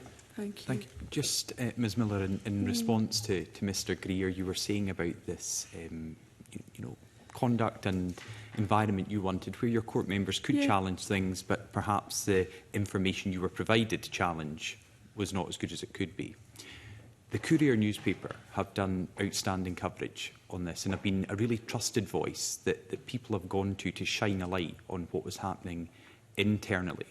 And they have a quote from one of the members of your court, and they say this: Amanda Miller would shut down questions about finances, saying this was operational and she would not allow it to be asked.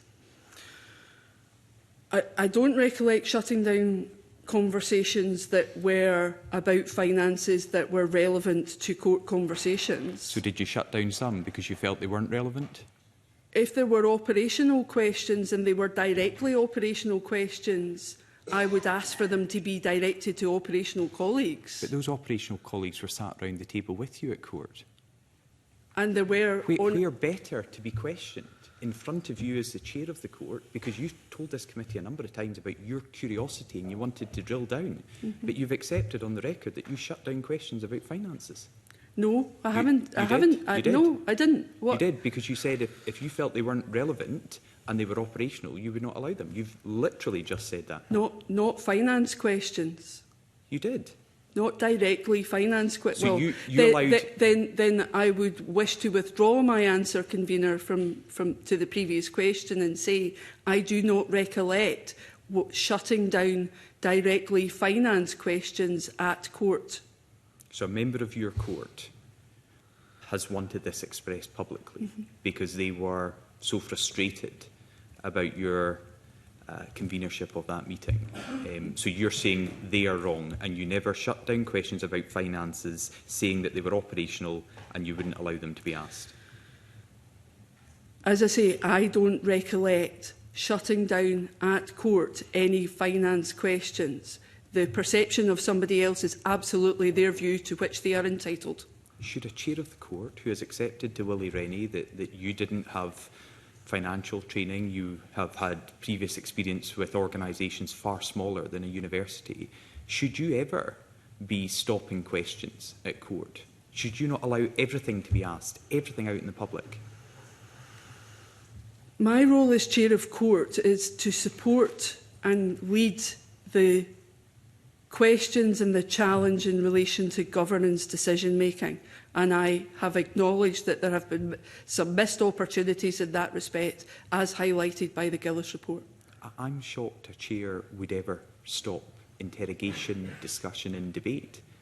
I think I personally believe that's a major failing then. And if you're saying you have done it for even a small proportion of what your court members want to ask, do you not accept that's a failing? In relation to the role as Chair of Court in leading and supporting the governance of the organisation and the court in relation to the nature of its decision making, I believe I operated and my court colleagues also operated in an open and inclusive way and were given every opportunity to ask the questions relevant to the decisions we were being asked to make, based on the information that was presented. But I cannot, and I will not argue with the perception of another individual. Because they strongly disagree with you, and you keep speaking about governance. You can't have governance if you shut down debate. Do you accept that? In relation to the governance decisions and the debate around those decisions, absolutely it's appropriate to have debate around those governance decisions. On reflection, was it wrong to shut that debate down? As I've said, I don't recall shutting down governance decision-making and conversations around finances as relevant at court. Okay, thank you. George Adam. Good morning, everyone. One of the things when I first seen the Gillis report I did was to try and find a smoking gun. When did it all start going wrong? But there is no smoking gun. It's just a systematic failure at every single point. Like, basically, when you look at the collapse, it's largely internal. There's poor financial judgment, failure to act in real time and clear warning signs, overly optimistic budgeting assumptions, weak internal controls, lack of transparency and ineffective oversight by University Court and the Executive. So you've got all that there. To me, that's the basics. So how did you get to that stage where you ended up in this perfect storm? And I'll start with Dr McGeorge.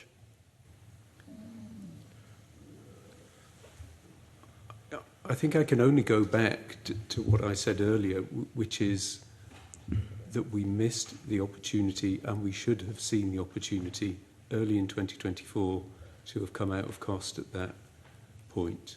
And that was clearly a failure. UEG didn't spot in the data that it was provided with the fact that it should be moving quickly at that point. Neither did the Finance Committee and the Court. And Gillies does say that there were signs there that we all should have picked up on and identified that, and we would have been moving on the cost-saving agenda 6 months before we did. And I think that is a huge failing. I accept my responsibility for that along with But there is no smoking others. gun, but there is a trigger moment. Yeah. You know, so, you know, where did, you know, how did you not reach that sooner? Where you actually knew this isn't right, it's not going the right way. You're an experienced individual, you've been there a very long time. Yeah. I think previously it's about us seeing that financial performance and our financial projections and our income levels were such that we needed to get in quickly and make those changes. And I just think we were slightly blindsided in that regard this time around. I think had any of us spotted that, and any of us been challenged on that, for example, through the Finance Committee process or the court process, and we'd seen it, we would have acted immediately. You know, the counterfactual is to say we sat there knowing that there was a crisis and did nothing, and that's just not what any of us would do. We all wanted the best for the university, so you know, had we spotted it, and we should have spotted it, but we would have started much earlier. With the greatest respect, you nearly tanked the university. You nearly tanked one of the oldest universities in Scotland. You know, I don't understand how people like yourselves can get yourself into that position with all the checks and mechanisms that are there. Surely there is something that you're not telling us at this moment that actually was the issue. From my perspective, there isn't. We just didn't see early enough the need to take those costs out of the organisation. One of the, maybe this is for Mr Fotheringham more than anything else, one of the part of the unrealistic budgets was the betterment gimmickry, where they actually talked about essentially these were fictitious cost reductions.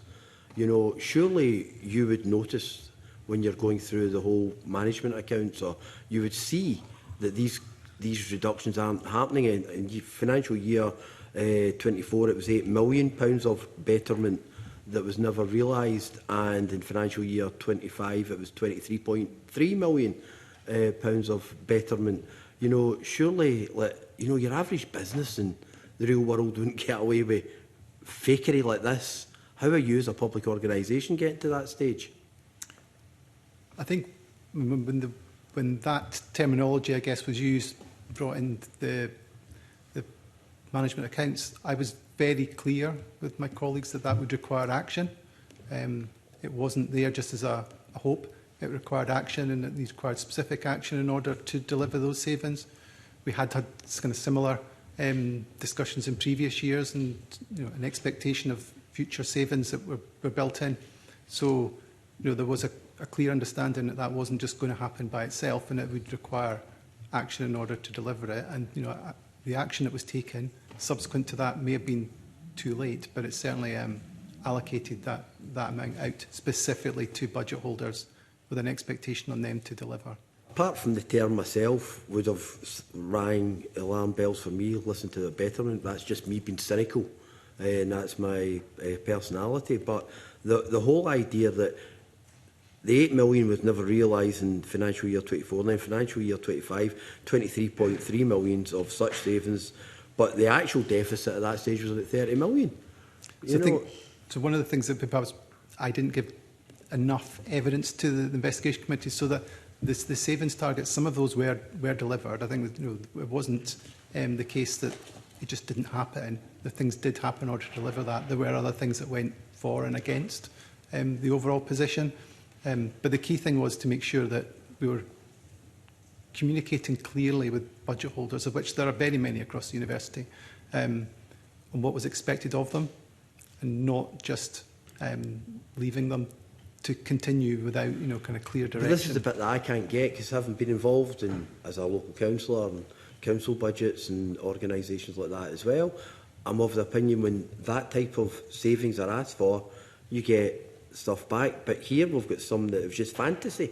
It was complete and utter fantasy, and then you doubled down, or the institution doubled down the year after that. I just don't understand how you could get yourself into that position. I think in any budget process, there's a kind of top-down and bottoms-up perspective. The university had a lot of people involved in owning budgets, and you know, so there was a bottoms-up kind of request for budget at the start. And then the top-down challenge to that was we expect these savings to be delivered against that, based on some of the issues that have been raised in terms of reduced student numbers, not recruiting to posts that were incremental, or holding posts vacant for longer, or doing other actions which may have been able to deliver against that. The university is a big institution; it has a large spend, so it's reasonable to expect a level of challenge against budget holders' requests. I think what's clear from the report was that that wasn't communicated downwards effectively enough, and therefore, you know, we didn't achieve the level of savings or make that clear to budget holders at a level that could have actually delivered against while that. All this chaos was going on, in March 2024, there was communication from the principal, bizarrely praising everyone for their financial resilience. But at that stage, the university was in free fall. You know, so I still have the difficulty. Is the situation, and possibly, was there a culture to suppress challenge within the university? Was that from a senior level? And if it was, who was it, Mr Fotheringham? I think there was the culture in the university. I'm sure it will come up again across here. I think across my time from 2019 onwards was frequently hostile. I think that's probably a fair word to use. Not in specific terms around suppressing information or presenting a picture which may have not been the case, but I think there was a kind of more hostile atmosphere which did lead to lack of challenge, lack of appropriate challenge at times. So at all levels. Where did that come from, Mr Fotheringham? I think the culture was there when I joined, and it was certainly there when I left. I think cultures, they take a lot of people to be part of. So, and I'm not an expert on that by any means, but that's certainly how I experienced at my time at the So university. you're saying there's a toxicity in the culture, working environment of Dundee University? At certain levels, absolutely. Mr McGeorge, what are your thoughts on that? I think there are. I'm sure we'll come to this, but I think there were issues around the culture of the former principal of the university, which did lead to people feeling perhaps that they couldn't challenge as much as they might wish to do, and I think that wouldn't have helped in this kind of scenario. Did you see the principal? Mm. Yeah, because, well, for him to actually say in March 2024, I know the band played on while the Titanic sank, but I don't think in a university that's the case. You know, it's basically we're sitting here that he was saying that praising him for the financial resilience while things are in total freefall. So do you say that a lot of this culture possibly came from the senior level and the principal himself? I think it did, yes. Can you give us any examples of that in particular? I think it created an environment where people perhaps wanted to please and wanted to say what the principal wanted to hear, rather than necessarily speaking truth to power. And I think that was a particular aspect of the former principal's Did you feel you couldn't, behaviour. if you saw these things happening, did you feel you couldn't approach the principal and actually say, "Hold the bus here, this isn't working"? Yes, and I think he would, in certain circumstances and in certain environments, particularly in private, he would listen and he would act. But certainly I would have hesitated to do that in a public setting. As Amanda, as the court, did you find that similar to Mr McGeorge's attitude with regards to the principal? I think, as I alluded to earlier, sometimes there were individuals who perhaps wanted to answer the questions that may have been better directed to others, given their areas of expertise. The principal certainly had areas where he felt it was his area of expertise, and therefore it was for him to answer those questions. In terms of engaging with him in private, I found him on the whole reasonably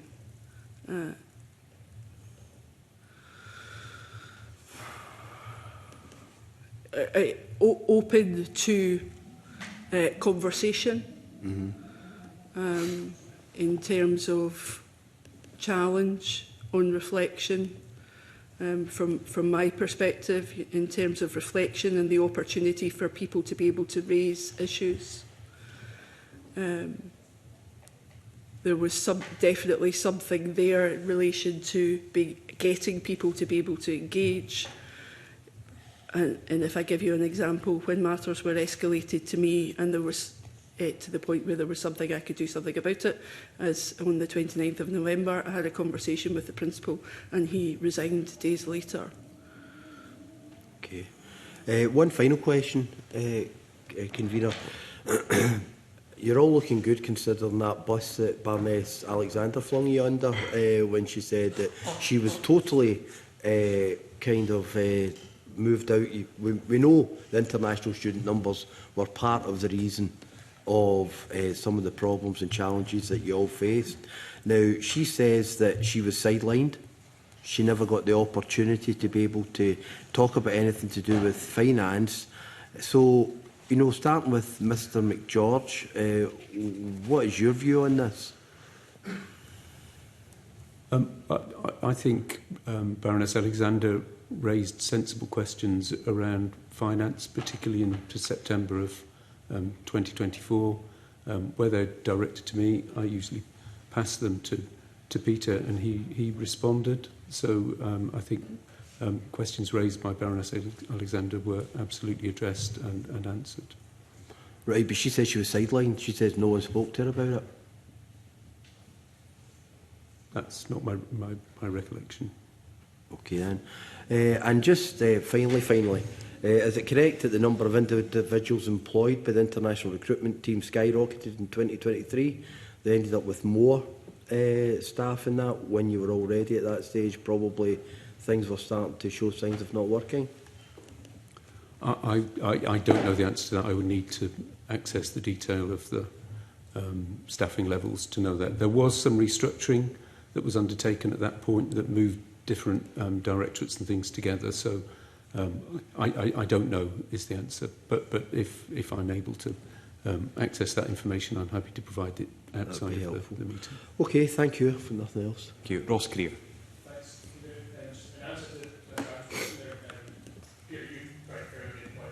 Just hold on a second, Mr. Greer. Thanks. Just in answer to Mr Adams' question around culture, Peter, you quite fairly made the point that cultures are developed by many people, not just one. But when George pressed on this, particularly, Jim, your reflection was about the culture established by Professor Gillespie. Now, he'll be able to answer to that tomorrow. But as one of the most senior, most powerful individuals in the university for a prolonged period of time, do you take any responsibility for what sounds like a pretty toxic culture? I have to take some responsibility for whatever culture the UEG is perceived to have had. But it's not just about perception. Hold on a minute, Jim. It's not just about perception, because you acknowledged a minute ago that it was more than perception, that there was actually a problem with the culture of the organisation. I'm asking you, do you take your share of responsibility for that as arguably the second most powerful individual in the institution for a prolonged period of time? I do, and I think in hindsight, I think there is a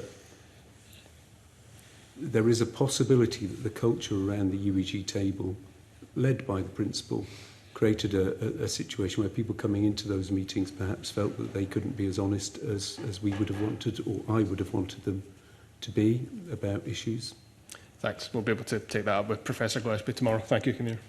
Mr Fotheringham, was the man to your right, Dr McGeorge, part of that hostile environment? No. Sorry, that question wasn't for you, sorry. Dr McGeorge. Sorry. I'd be happy to say no. I'd always found Dr McGeorge approachable and supportive. I think we all have to take some responsibility as a group, because there was a perception, which people's perceptions are realities to them, that UEG as a group perhaps created that environment. And one of the now much quoted elements of the Gillis report around the environment which UEG members created, named me within that, and that was particularly hurtful to read, because I would never see myself as somebody that would shut down debate or create a non-supportive environment. Certainly during my time at the university, I went out of my way to create a supportive environment, but I needed to do more. I think that's probably fair. So I wouldn't say that about Dr McGeorge at all. Would you agree with Dr McGeorge about the former principal? The specific comment around creating an environment for staff coming into UEG. A hostile, because you inserted the term hostile.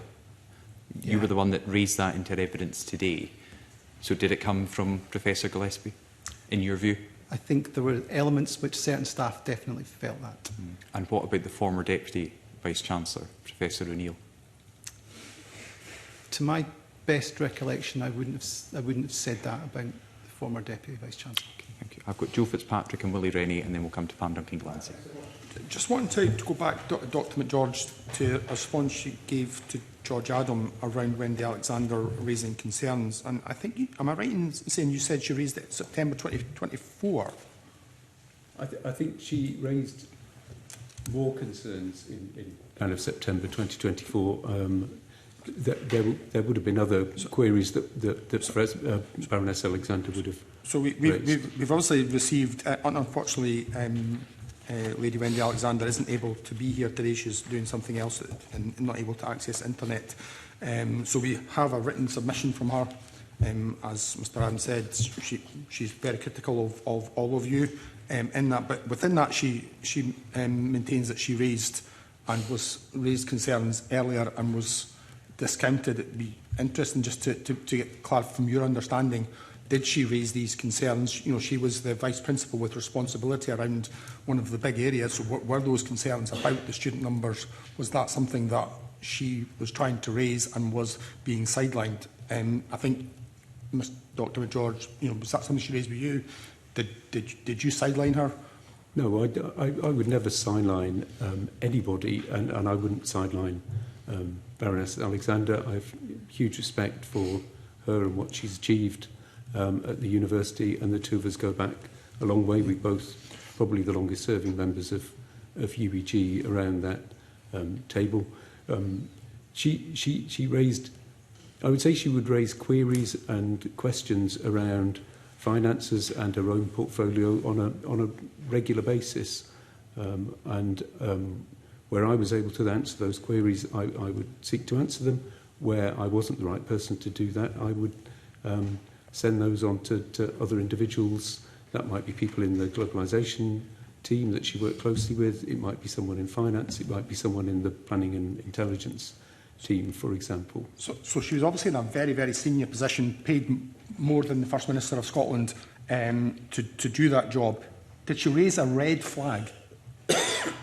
Did you feel that she was ever raising a red flag to you? I don't think a red flag, but she was asking, I think, very perceptive questions about our financial position, particularly in September, and probably on that basis, and perhaps July and August. Right. She was raising those maybe a month or 2 months or so before the rest of us were picking up on them. So yes, she had perhaps slightly earlier insight into that than the rest of us. So in her evidence, she suggests that on the back of those questions that she was raising, there was an attempt to buy her off, to give her lavish overseas trips, lavish payoff. Is that something you're aware of? Were you part of that? Were you involved in trying to buy Wendy Alexander off?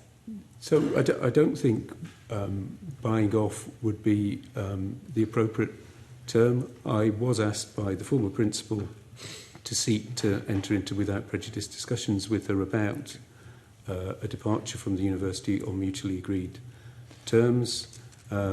It would not be unusual for someone in my role to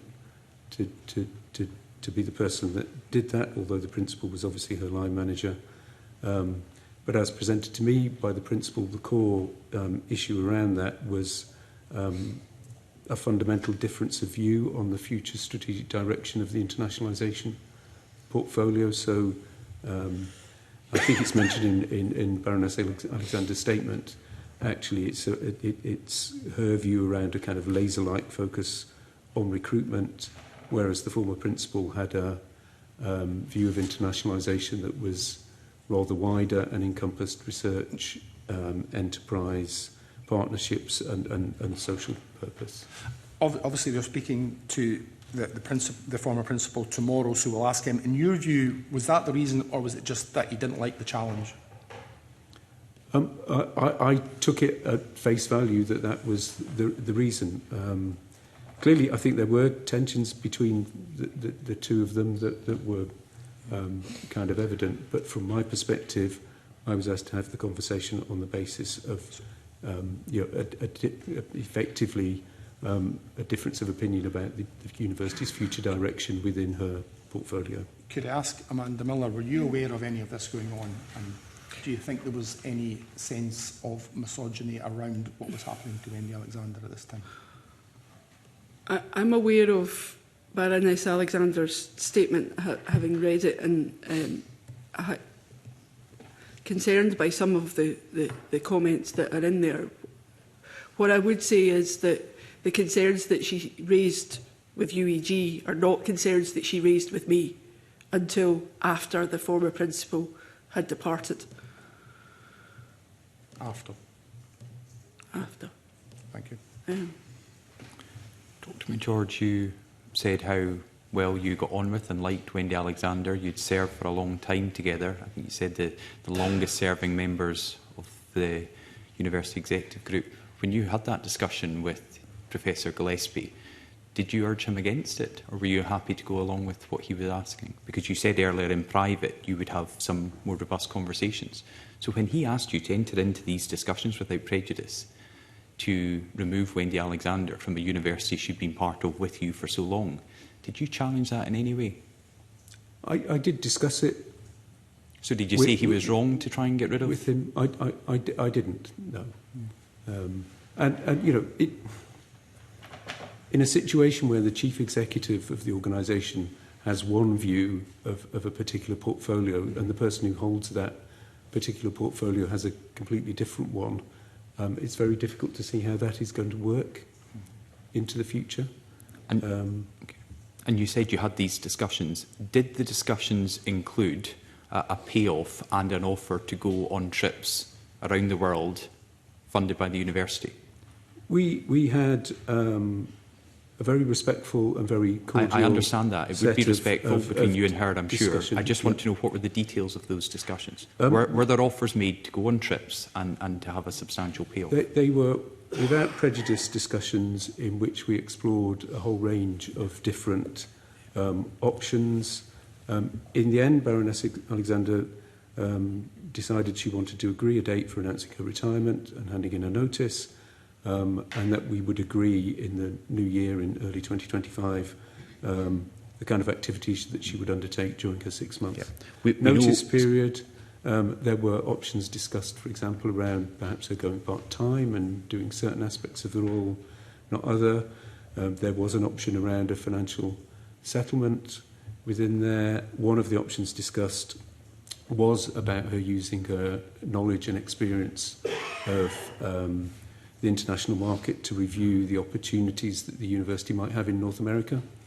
The university has historically under-recruited from Canada and the USA, and so the idea of forming a plan to grow recruitment of students from those parts of the world was one thing that was discussed, and that would have required at least one trip to North America.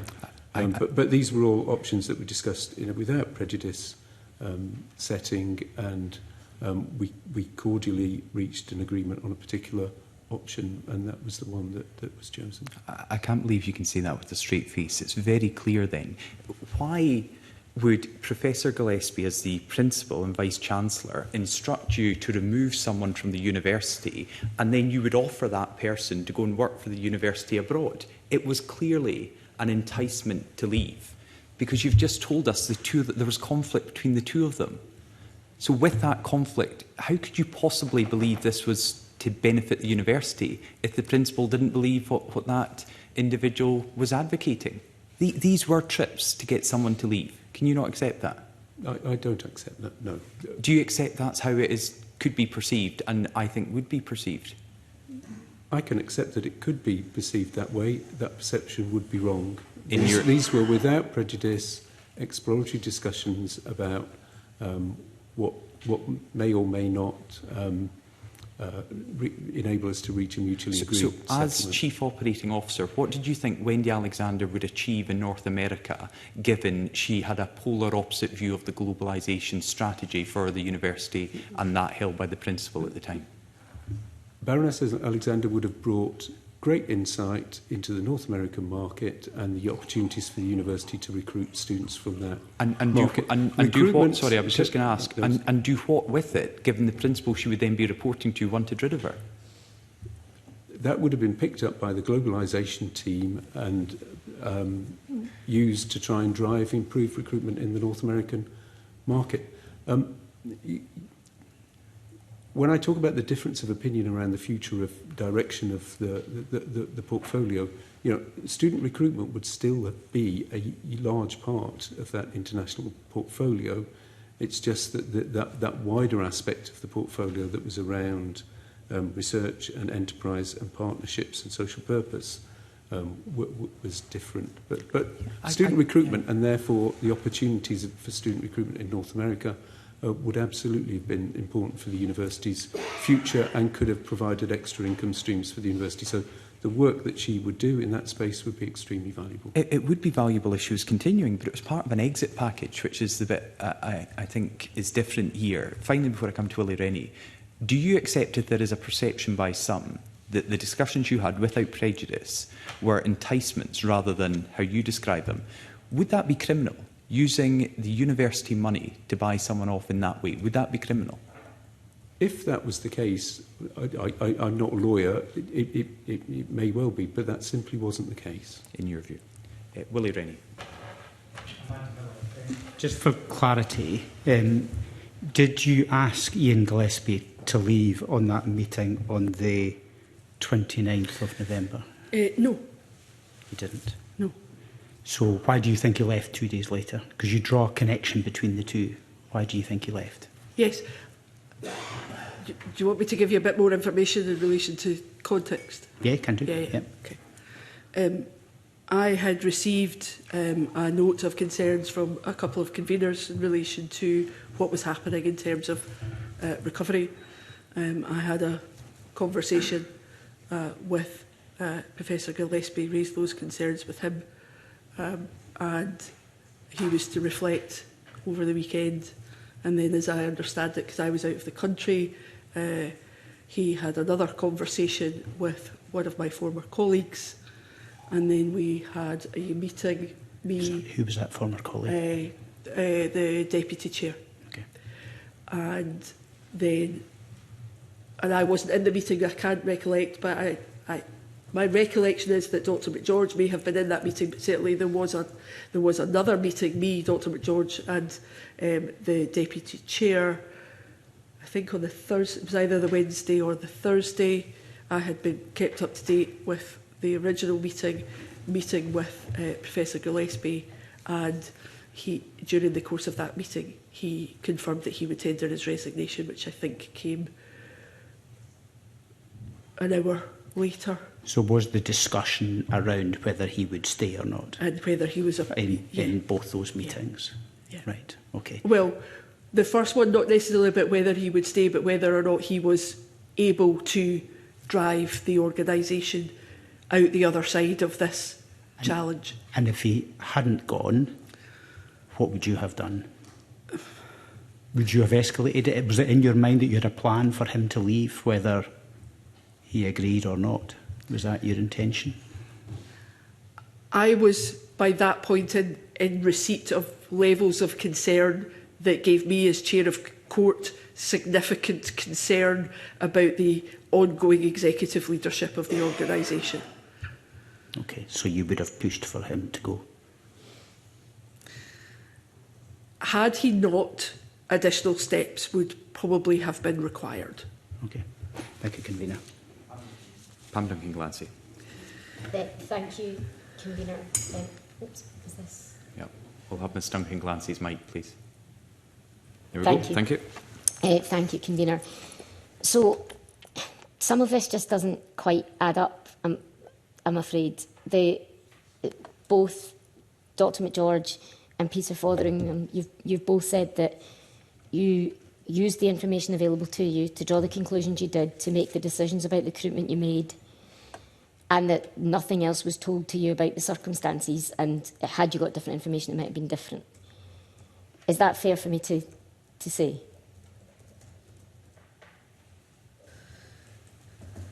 I think you need to expand the question a little. I'm not quite sure what... So when you were asked about recruiting extra people, about the decisions when there were deficits reported, the decisions not to change course, when you were asked earlier on in the committee, you said that you acted on the information you got and you didn't get any information that would have been contrary and therefore made you change your mind.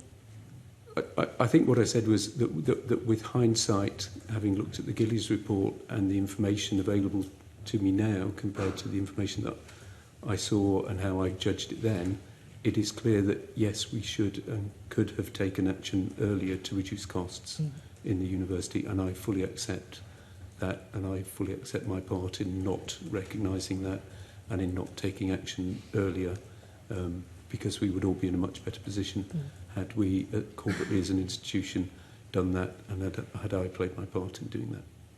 So earlier, I think it was yourself, Peter Fotheringham, who said the information wasn't necessarily easily available to you around about September 24 around the financial picture, but you were asked by Baroness Alexander, for example, to see management accounts at that point, and she got no reply, and there was an absence of those accounts from the information that was shared with the UEG and the court. Why is that? So that's actually inaccurate. In September 2024, when those were requested, those were provided. I didn't make that. I wasn't asked that question. Didn't make that clear to the investigation team, but they were provided as part of the UEG session late September. So all of those were provided at that point in time. And why didn't you make that clear to the investigation team? I wasn't asked the question. Okay. And in 24-25 budget, what total savings did you come to, and how were these allocated? I don't have the specific information in terms of that. I think it is in the report in terms of the savings.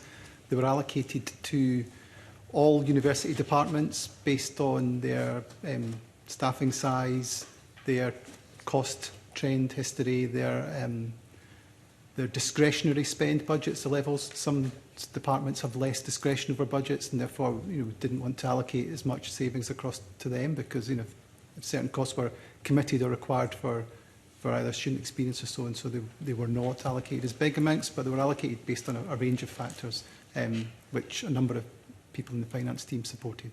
And were all of the savings allocated? Yeah, all apart from a small amount, which I want to say assumed that's not correct, but a smaller amount which was held back for central costs that don't get allocated, such as student scholarships and bursaries, which were a big cost to the university. And with a reduced number of students, then we would expect a reduced spend against that. So there's 3 different figures, I think, in terms of the savings that were needed. I think the court were told about 23 million.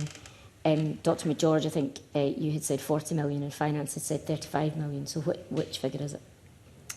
I'm not sure which. Maybe if you could clarify the question in terms of savings, I guess would probably help.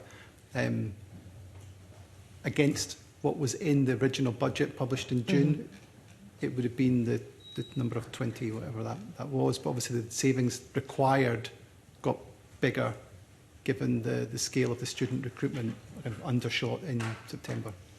And when the cash concern had kind of dropped to about 32 million, and this was raised with the financial director's response was, don't worry about that. That wasn't the response, and I think the sentence is a short amount of what was put in that email. Okay, and do you? So you say that none of this information that appears to suggest that the information available to you was different. You're saying none of this is correct. Absolutely none of it. No, I'm saying in terms of what is. Sorry, I'm maybe not quite following the question. So none of these assertions are correct then. Which assertions? That the financial director replied and said, "Don't worry about that." That wasn't. There was more to that. The email sentence or part of sentence that was provided in the evidence ignores the other, the rest of the email, what that says. What does it say? It said very clearly that we would have to deliver significant savings in order to maintain cash reserves, plus all of the other budget or forecast assumptions would need to be in place. I think at that point, when the University Executive Group was meeting as a team for 2 days to discuss this and what the kind of emergency actions would be required, it was very, very clear that the position was not strong and needed significant and immediate action. And am I right in saying that the UEG minutes suggested there would be a 35% downside in recruitment in June that year? It may be. I can't recall the minutes and I don't have the papers in front of me. I don't think it says that there would be, but I think at that point in time when we were concluding the budget was concluded at 25, but we'd highlighted in the paper a downside scenario of 35, what the impact of that would be, and highlighted at committees and courts that regardless of what's in the budget, there was a high level of uncertainty over the outcome. Okay. And Dr McGeorge, in all of this, and I know we've spoken and other members have asked questions about this as well, but in all of this, staff are recruited and now there are a number of staff who are going to potentially lose their jobs as a result of some of the decisions that senior management took. And the Gillish report says the failure of the university's financial governance system was self-inflicted and experienced multiple times and at multiple levels. What's your response to that? I'm not going to disagree with the report. I think in terms of the staffing levels, what the report is clear on is that the staffing levels at the university was sustaining up until kind of January, February 2024 were appropriate and could be justified.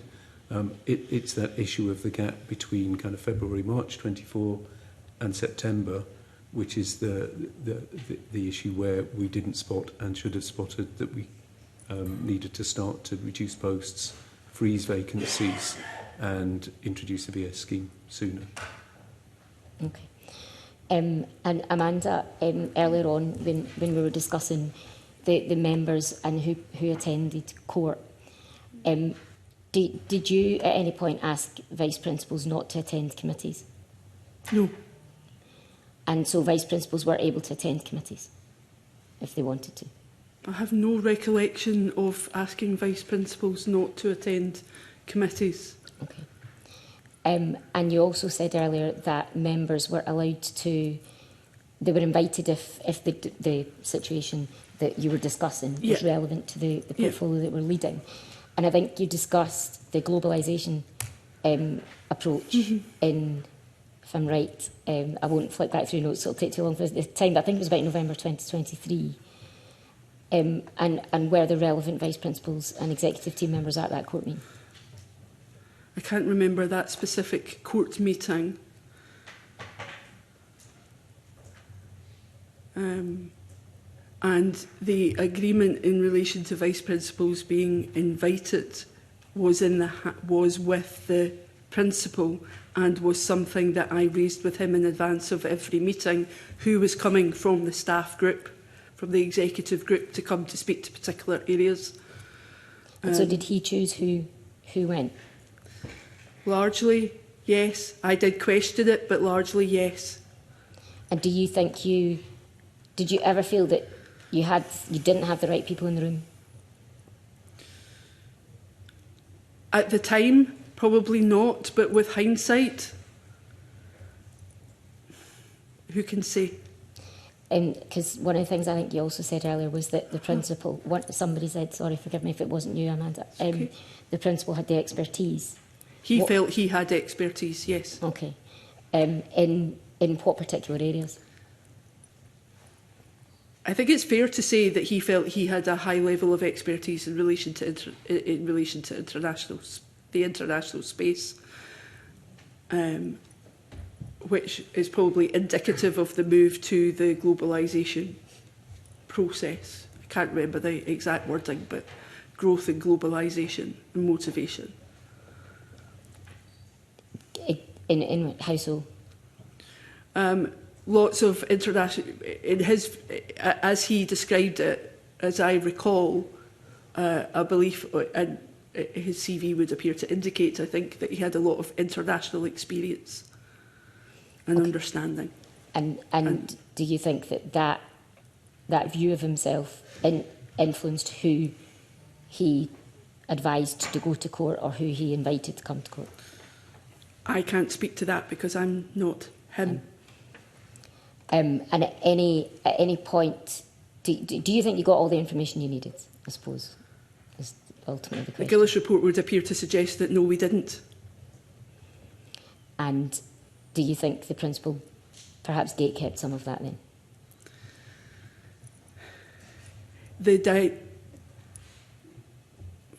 I have reflected a lot on this, and I believe firmly that the dynamics within the senior executive team impacted the delivery and effectiveness of information to court, to allow court in its collective responsibilities to be able to assess, analyse, challenge and decide. What sort of dynamics?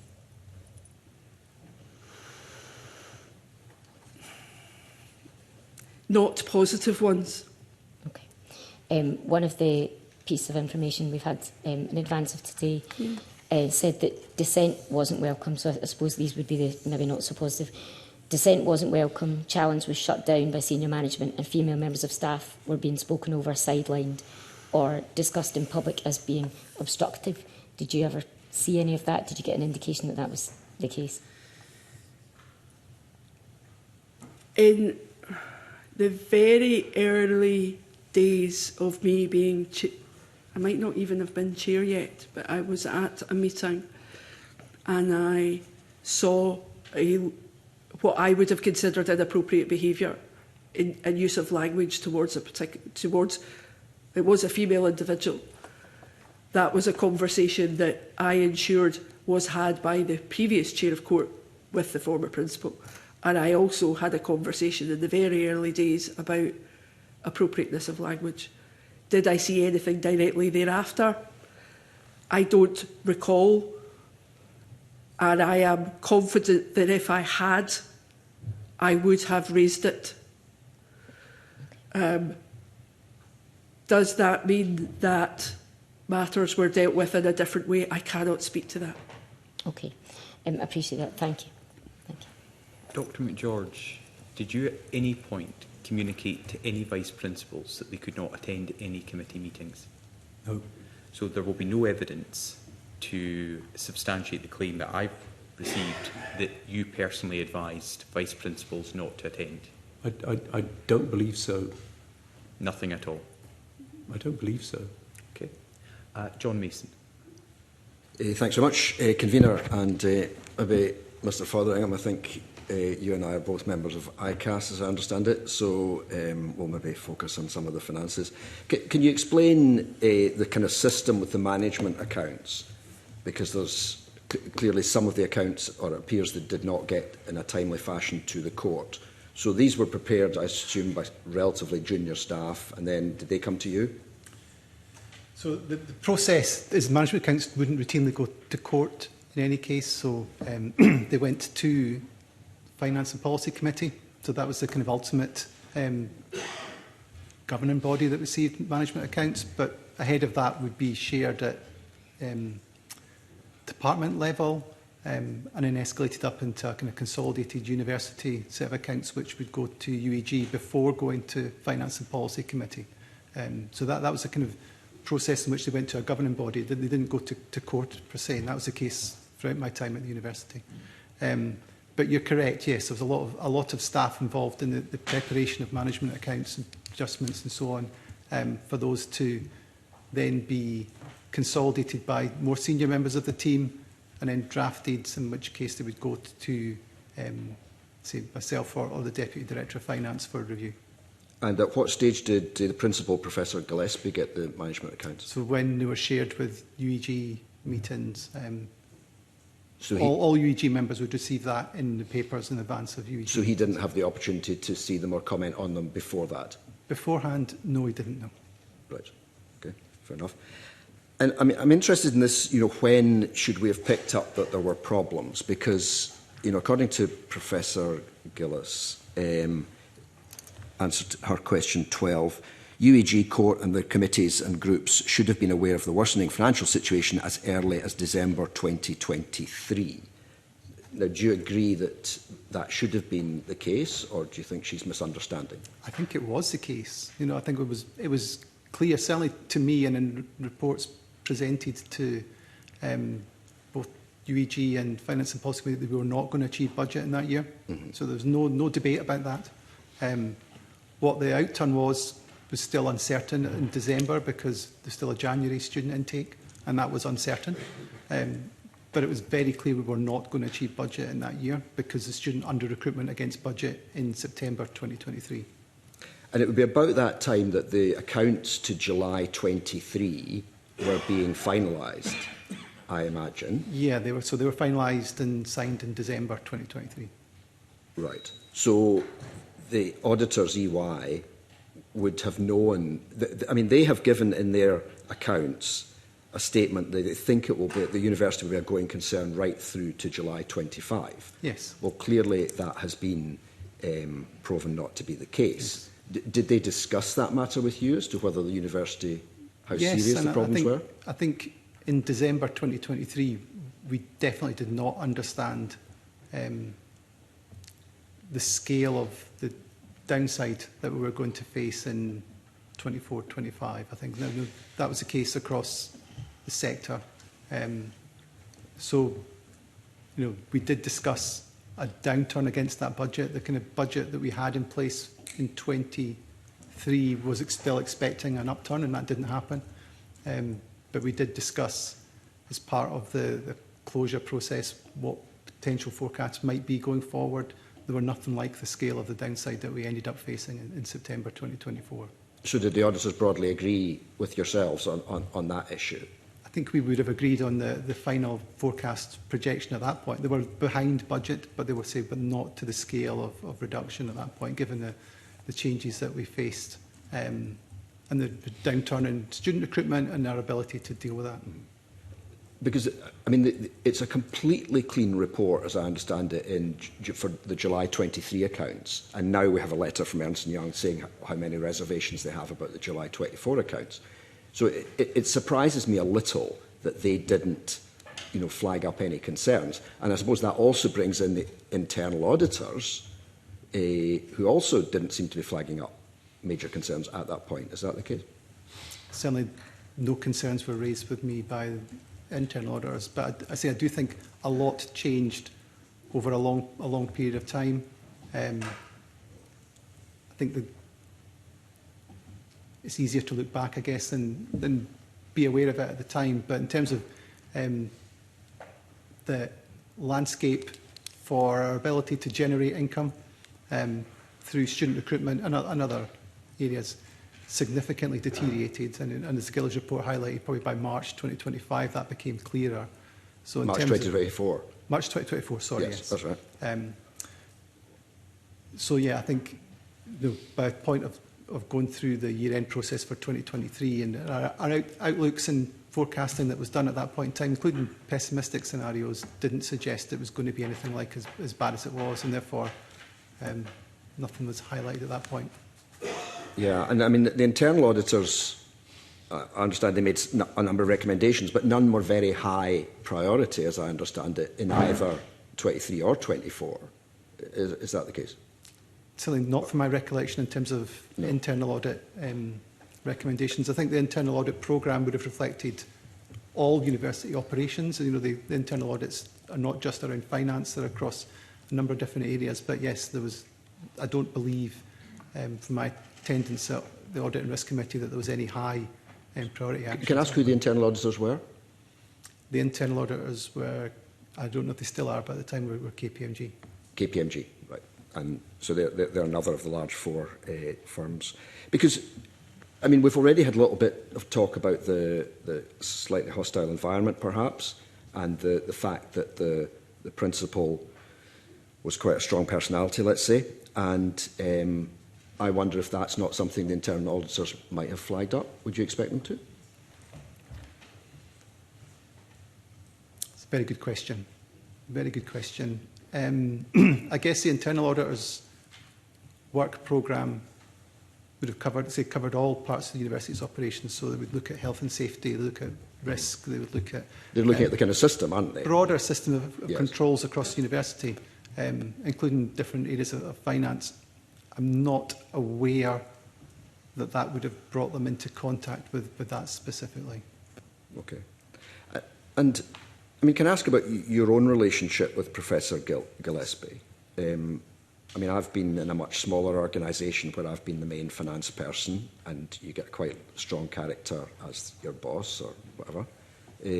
So he struck me, I have to say, the Finance Committee visited Dundee University last summer. We did not look at the finances, it has to be stressed, but we got a very positive tour from Professor Gillespie of the whole place.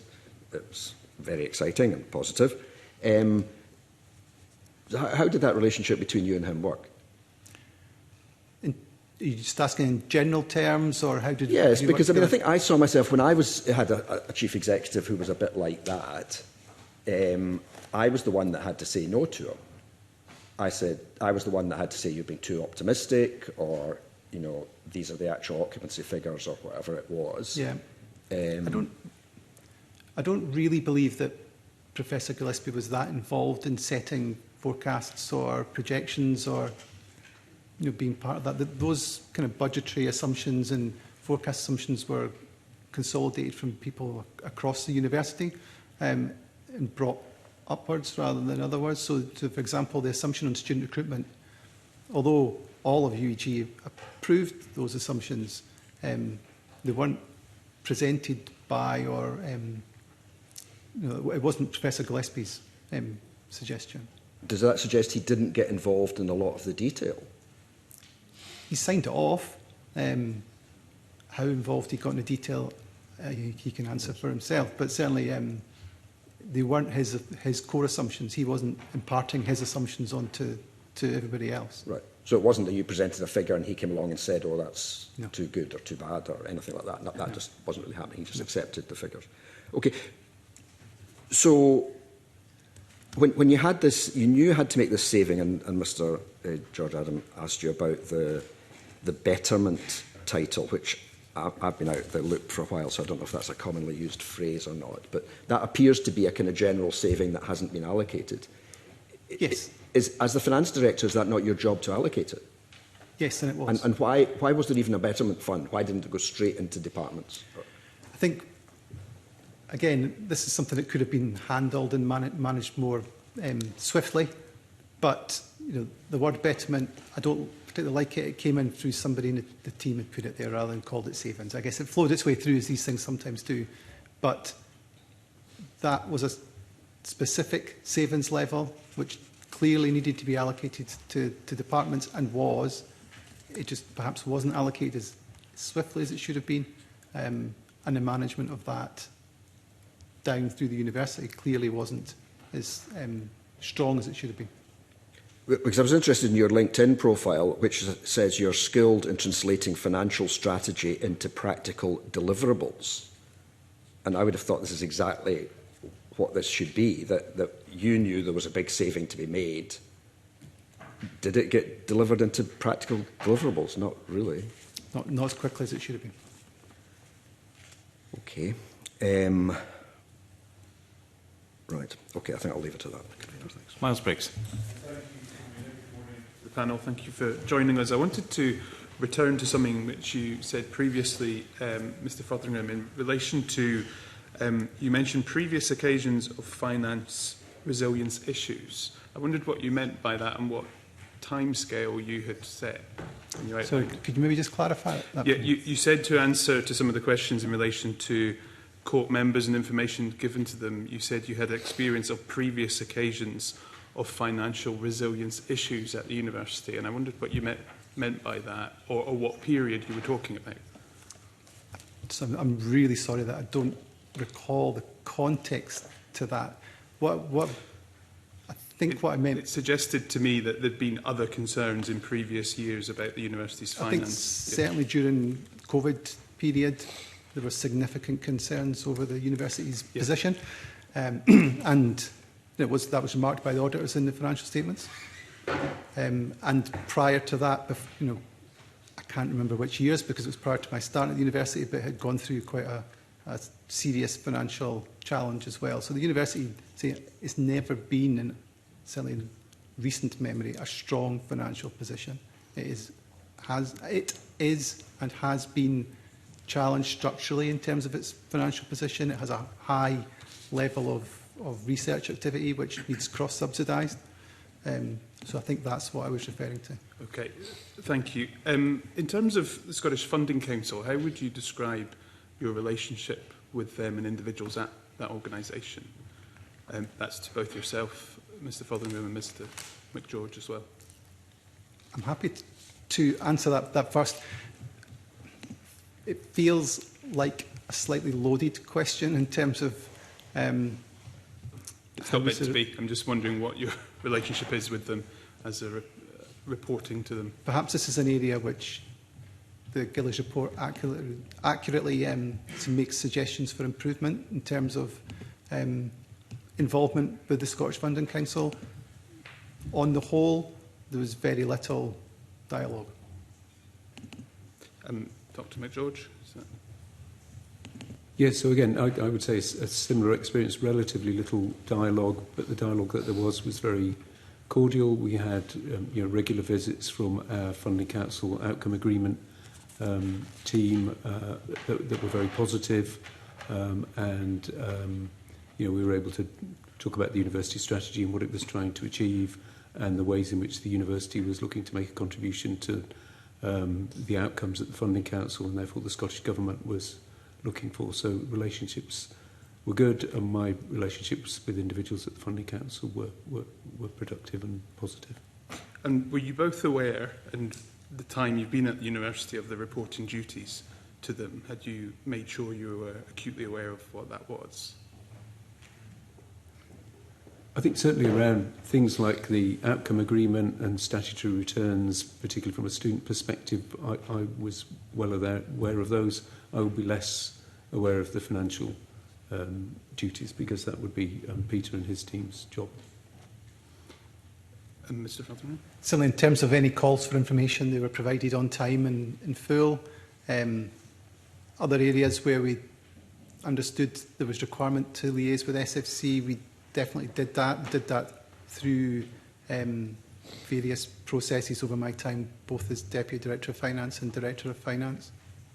And in terms of the close relationship you don't seem to have had with them, was it purely then transactionally providing that information? You know, they're quite scathing in terms of the report, but it's post any opportunity for them to have known earlier.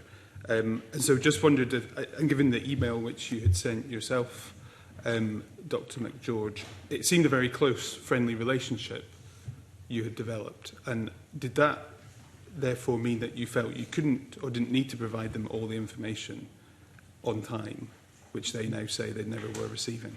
No, not at all. No, Mr. Frothingham, you would say? No, I'd say largely my interactions with Scottish Funding Council employees was transactional, but always followed up to any queries or questions, or whether it's requests for information or opportunities to share things, that was always done. Okay, thank you. In terms of performance of other individuals within Dundee University, has anyone ever raised a complaint about the performance of any colleagues on the court or board? Not with me. Have you? Have I raised any? Yes. No. No. Mr. George? The information I received that allowed me to take action resulted in me taking action the same day. Yeah. And are you aware of other members raising concerns who had spoken to you about this, informally or formally as well? Not directly in a position where I could have escalated and done something about it. Okay. And that's the same for yourselves? Yeah.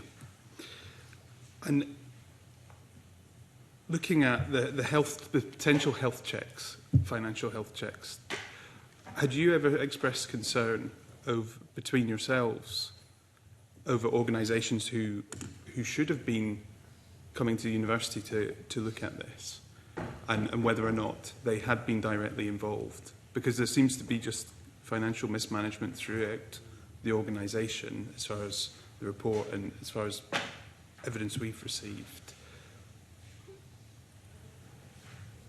I'm not sure I understand the question. So were you aware of the reporting mechanisms the university should have had and the court should have been aware of as well? I was aware of the connection with SFC in relation to reporting requirements. And yourself and no one from the court ever questioned whether or not they were involved, whether or not they should have been involved at an early stage, or that was just left to senior management? I don't recall any direct conversations in relation to that. Okay, thank you. Just in terms, when we look at our university sector, they're the ones who are meant to be doing that health check, and it's concerning, I think, that firstly they're not having that information, but also some of the relationship as well. Thanks, Camina. Much. The committee members have asked their questions so far, but we've been joined by two regional MSPs who have taken a significant interest in this, and they have patiently waited through the process. I'll now bring them in, and first of all, Michael Mara. Of my former employment at the university over a period of 14 years across two different spells. I certainly know Mr McGeorge personally from that time at the university. Given the focus on personal relationships in the university, I thought it best to declare that to the committee and to the many members of the university community who are watching today, aghast, frankly, I think, given the, what has happened to the place that they love, as you have all said that you do. But one of the most frequent things said to me is these people set the university alight and then they walked away. So I want to start first by focusing on your departure, Mr McGeorge. So you were, I believe, suspended from your position. You left the employment of the university. Can you tell us under the terms of which you left the employment of the university? I can't. I'm bound by certain obligations of confidentiality that mean I'm unable to go into that matter. Okay. So there is, in a letter from Ernst & Young to this committee, refers to a report from Shepherd Wedderburn, which I'm led to believe is regarding your own departure. Is that correct? Again, I think it would be the same answer. I'm bound by obligations of confidentiality. I mean, I'm not in a position to discuss that. So, given the nature of the discussions that we have had today regarding your own conduct in office, and the report that has been commissioned by the Scottish Funding Council, which details this, and as the convener set out, the very considerable weight that's put on your own conduct. Did you leave under terms of gross negligence? Again, I can keep giving the same answer if you wish, because I shouldn't, but the answer to that is no. The answer to that is no. Do you have a non-disclosure agreement signed with the university? I'm not in a position to give a different answer to the answers I've given. I'm bound by certain obligations of confidentiality that mean it's not. But between yourself and the university to which you're a signatory? We understand why this is a reasonable line of questioning on my part. I do understand, and I hope you understand why I'm not in a position to I'm not sure I really do, if I'm honest. You're claiming some form of legal protection within that, or obligation rather than protection. But I would like to know why you think you left the employment of the university. Do you accept the rationale for being sacked? No. No, you don't. Okay. So, we maybe hear a little bit more about the report, which I had asked the Shepherd Wedderburn report to be provided to the committee. I know that the convener had asked the university if it can provide and has taken legal advice on that basis.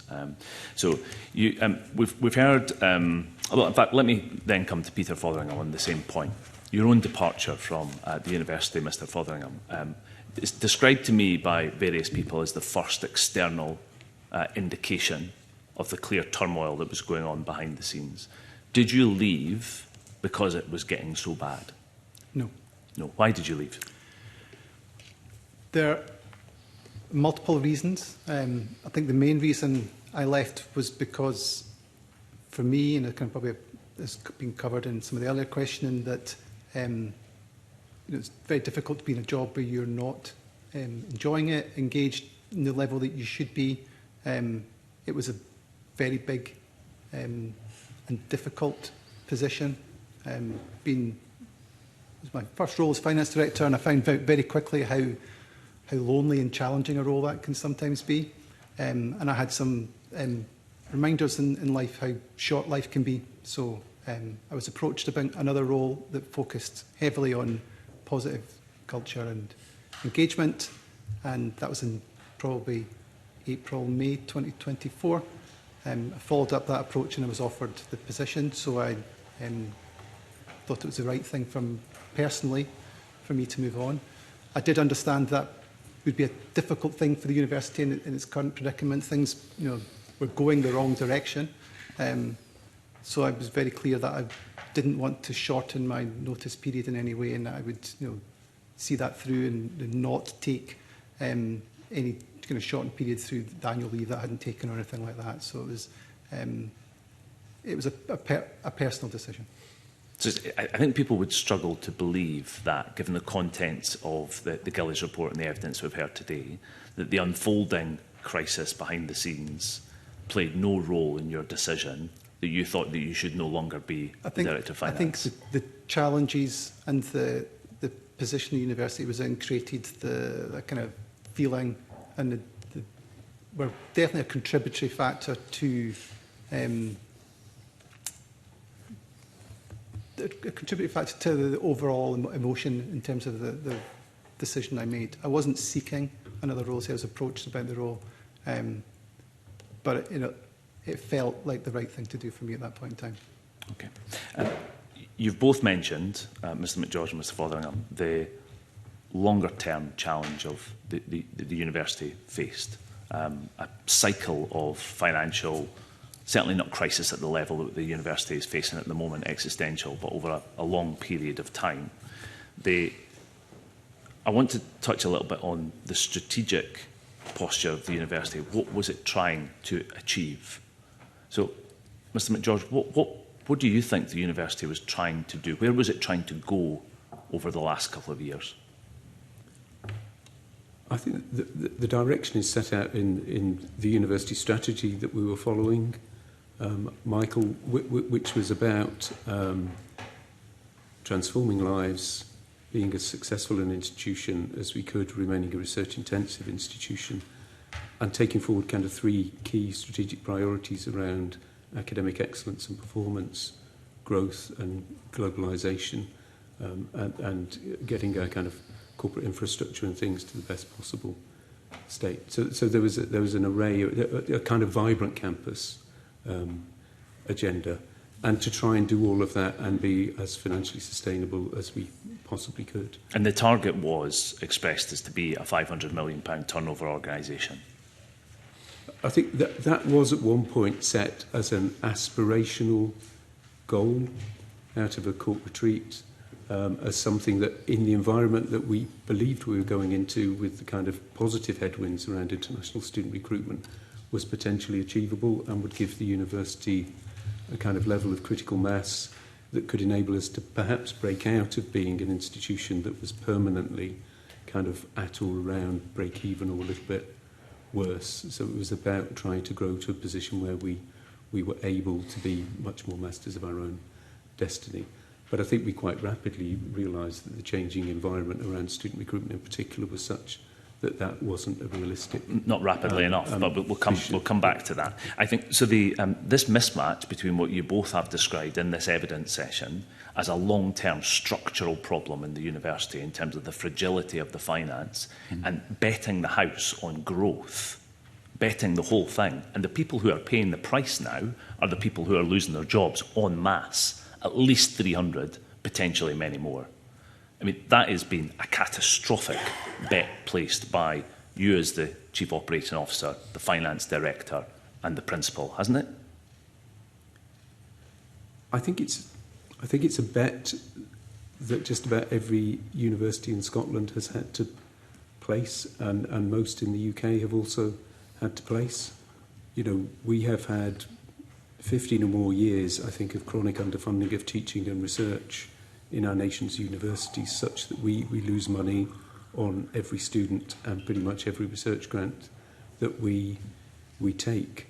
And that has meant that really the only way of balancing the books is to grow international student numbers. And I think most institutions have become over-reliant on plugging that gap with those international students. And we then had a combination of circumstances, particularly around the Nigerian currency, around our league table position falling a bit, but especially around the UK government change in immigration rules, which really pulled the rug from under our feet in that respect. So would you say, Mr Fotheringham, that the drive for growth at that level is a significant mismatch between the underlying structural problems of the institution and what was achievable? I think the strategic kind of intent of growth to a certain number was really not something that was ever backed up in any plans. You know, that was an aspirational target which was used kind of publicly, but certainly didn't back up in terms of either our income targets or spend targets. But as Dr. McGeorge outlays, growth in income for the university was very limited in terms of options. You know, the University of Dundee can grow research income and it grows our costs. We haven't really identified other significant opportunities for income growth, whether through commercial or other third streams, if you want to call it that. So, you know, given that the kind of structural underfunding, as we've talked about, was very much in place, all universities in Scotland and in the UK, to a greater or lesser extent, were focusing on So I hear that, but you're income. the person who has the sight of the accounts. You're the person who's come to this committee today and said, for the long term, Dundee had a particular challenge in this area. Yes. So as much as you say we were, as an institution, needed that growth, were we not particularly exposed to the risks of it at the same time as well? I think the exposure was critical, and the growth in international income over a sustained period of time, as is laid out in Baroness Alexander's evidence, was important and helped university get to a better position. But the drop-off clearly was very, very damaging. Okay. And that is a strategic bet that is a massive failure on all three of your parts and the rest of the executive, isn't it? Amanda Miller? Certainly in terms of the information that was provided us, we've heard about the aspirational figure in relation to the 500 million. That's an aspirational figure, not backed up, as Peter has said, in that respect. Being aspirational for the institution is entirely appropriate. No, is entirely appropriate.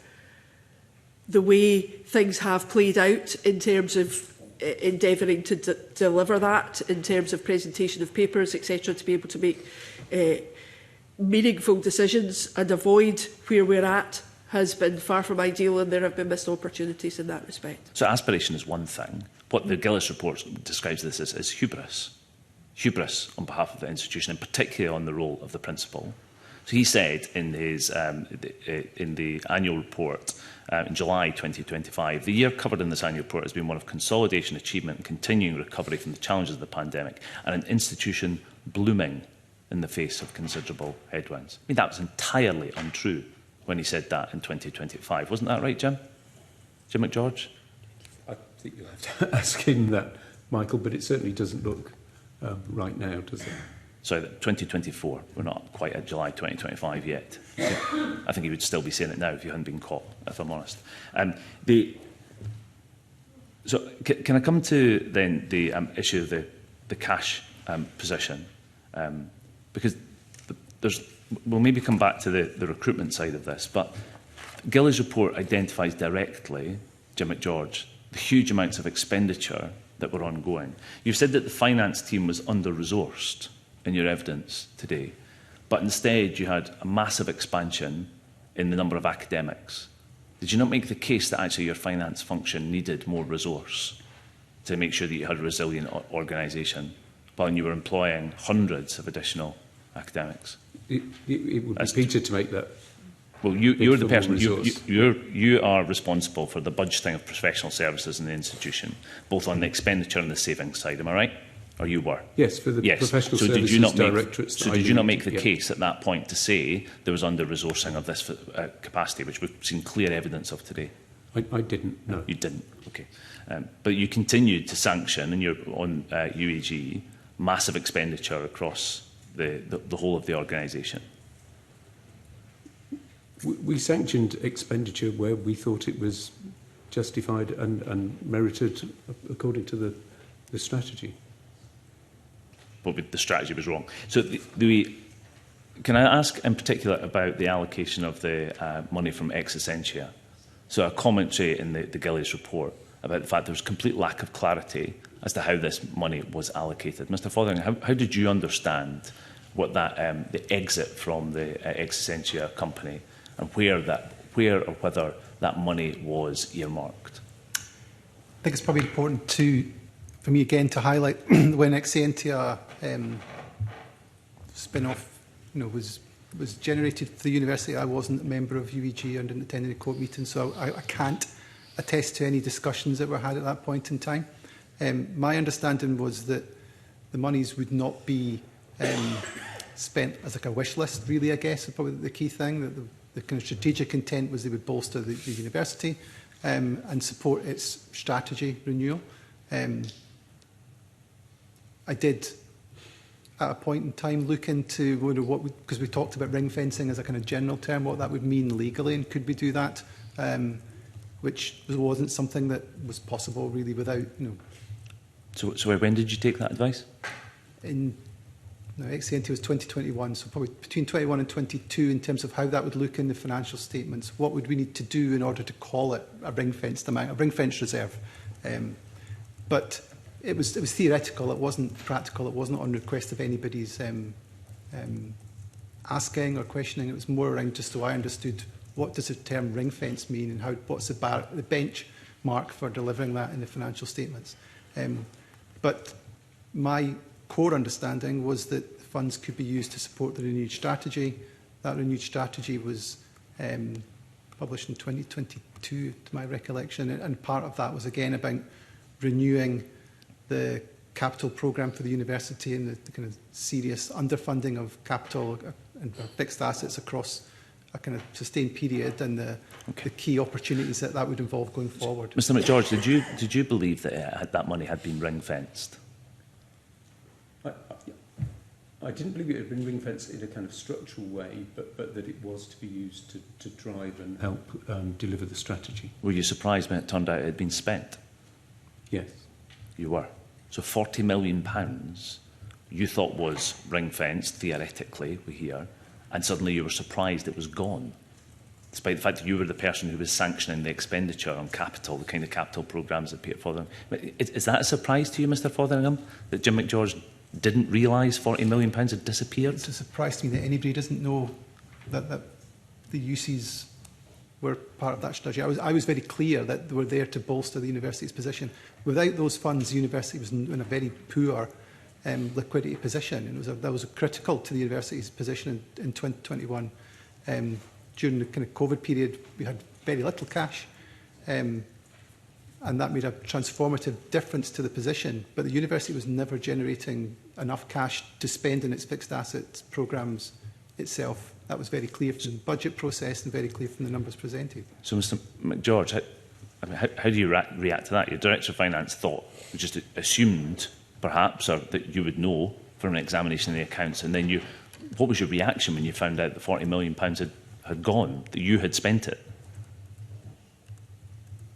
Well, I think the university had spent it and had invested it in projects that it believed were the right projects to invest in according to its strategy. But those, sorry, Mr McGeorge, you're in charge of the departments that actually run those projects. So the Director of Estates reports to you at that point. So there's no money that goes out there that you aren't responsible for. Did you just think there was an infinite pot of money? No, I didn't. It sounds like it. Because this is a big part of this is about that diminution, the rapid deterioration of the cash position that's left the university exposed, where it can't take the kind of manoeuvres that other institutions, Aberdeen, into what maybe the second, third round at the moment of voluntary severance. The university wasn't in a position to do that because it had no money to actually do it. So it's this rapid expenditure of the money. So what was the... Mr Fotheringham, were you not sounding alarms about the expenditure side of it when you could see that the deterioration of the cash position going so rapidly? I think, again, as the report highlights, we had the opportunity in March 2025 to be clear about savings within that, and that's kind of where I thought it was clear to the members that we needed to take action to deliver those savings. They weren't just going to happen by themselves. In terms of other activities, from that point onwards, there was very little commitment to any other capital programmes, and very little. And that was kind of followed the same principles. But I guess by that point, there was already a lot of commitment that was had been made, or projects which were nearly complete in terms of cash to go out the door. Who decided to make up the shortfall in the Tay Cities Deal project, the growing the biomedical cluster, Mr McGeorge? Whose decision was that? That was a decision that went to court. Went to court on the recommendation of UEG? It went on the recommendation of UEG and the Finance and Policy Committee at the time. Okay. And these are examples, because I mean that is not core business of the university, is it? I mean, so the core business of the university is teaching people, research, and some level of knowledge exchange. Building incubator buildings, as fantastic and as important as they might be, that's not the job of the university, is it?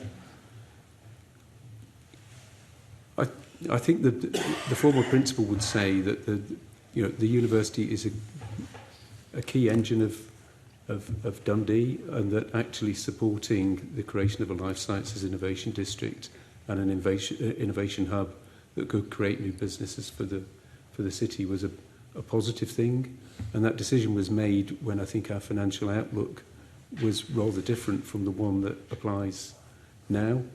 So it's in hindsight, had we known what was to come, particularly around international student numbers dropping, we may not have made that decision. But at the time, the outlook was a very positive one, and we believed we were moving into a much more sustainable future. Okay. We'll come to that income area at the moment then, in terms of the international students. In the previous evidence session we had on this topic, I was saying to the then leaders of the university, you didn't need a PhD or decades of experience in the university to understand that there was a collapse in the Nigerian currency. You needed a subscription to The Economist at that point. But in the early part of 2024, there was 2 national reports that were published sounding great alarm in terms of caution, both in terms of the areas you've outlaid, in terms of immigration policy to the UK, but the international recruitment environment. Did you not take note of those warning signs?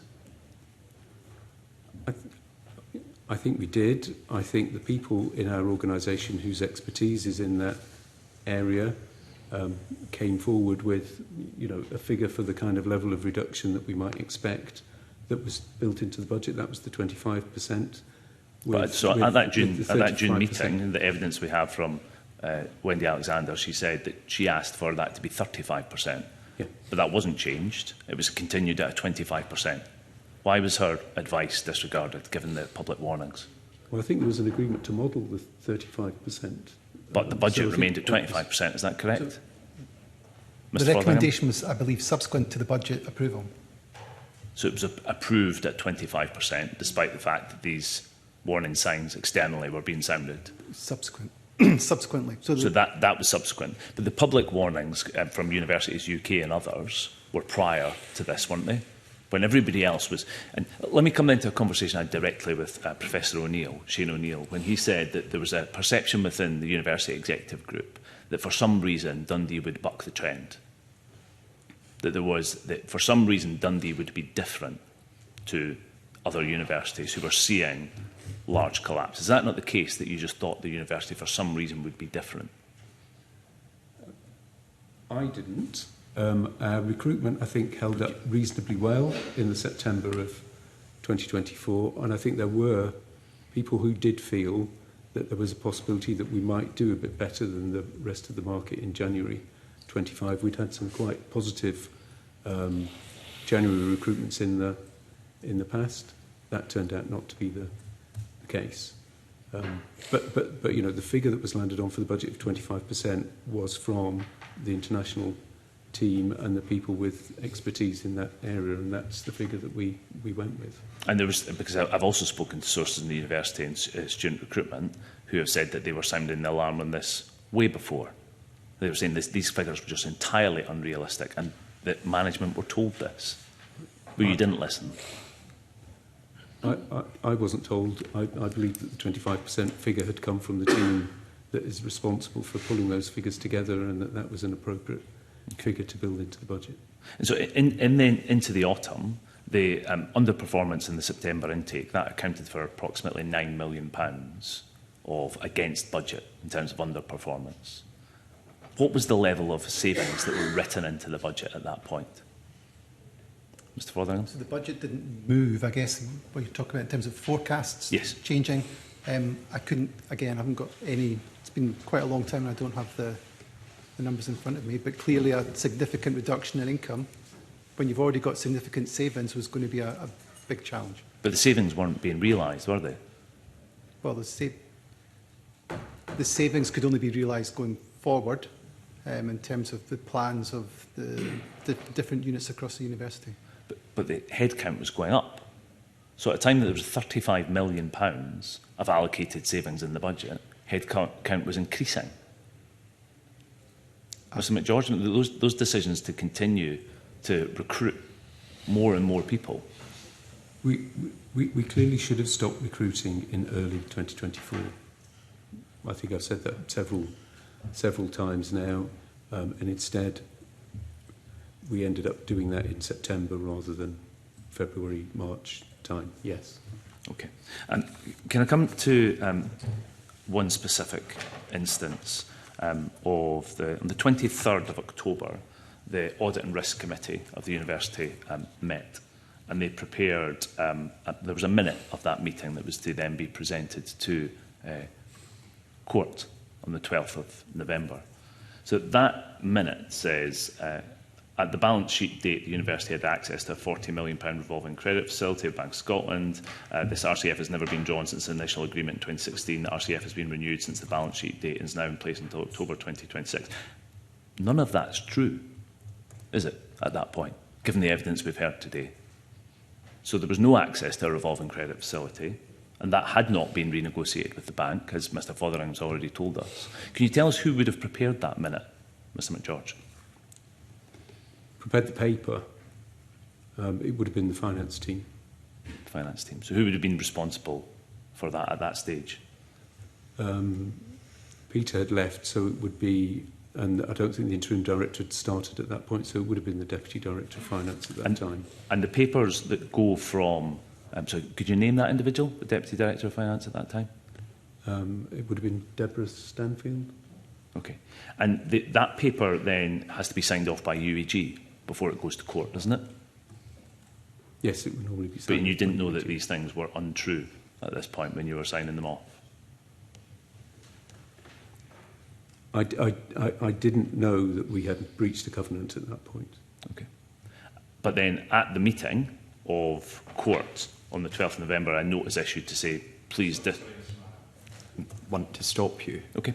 Mr Fotheringham said he told you before he left. Therefore, if you were saying this was done by the Deputy Director, you were aware at that time. Yeah, yes, sorry, I apologise. I retract. You mentioned that it would come up at the Finance and Policy Committee, so yes, I was. Mr Mara. For picking that up, because this is the core of this issue, that there was a minute from this Audit and Risk Committee that set out a series of untruths that was signed up, prepared by the finance team, by your account, but signed off by UEG and sent to court. At some point then, the game was up, wasn't it, before the 12th of November, where you had to confess that this was untrue. Is that not the case? Yes, it was clearly untrue. Okay. How does that happen?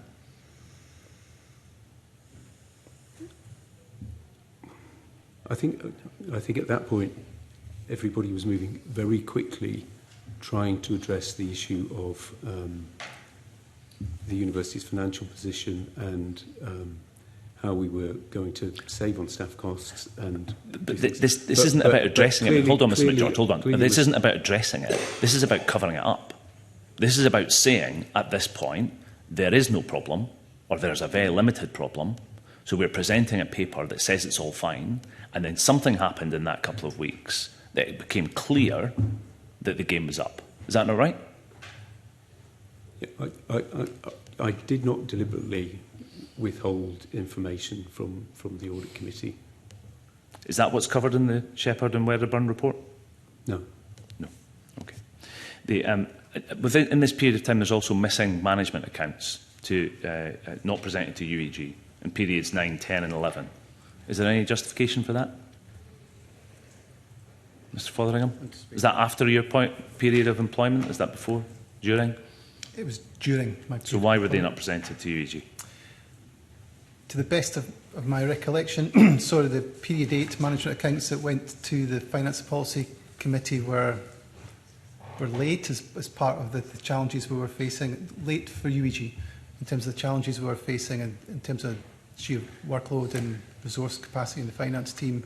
And the workload was significantly stretched given So at this point, it's a significant challenge then. You decided the thing to not do was not to present management accounts in periods 9, 10 and 11. That was the thing you would save time on. There was no intent not to present them. The period from April May and June we're talking about here is, the period where we were going through the budget process, the finalisation of what was a very difficult budget process, the allocation of savings both in year and going forward. There's some significant temporary but challenging shortfall in resource. And we basically moved to verbal updates rather than focusing time on presenting papers, and whether there were limited opportunities necessarily to catch up.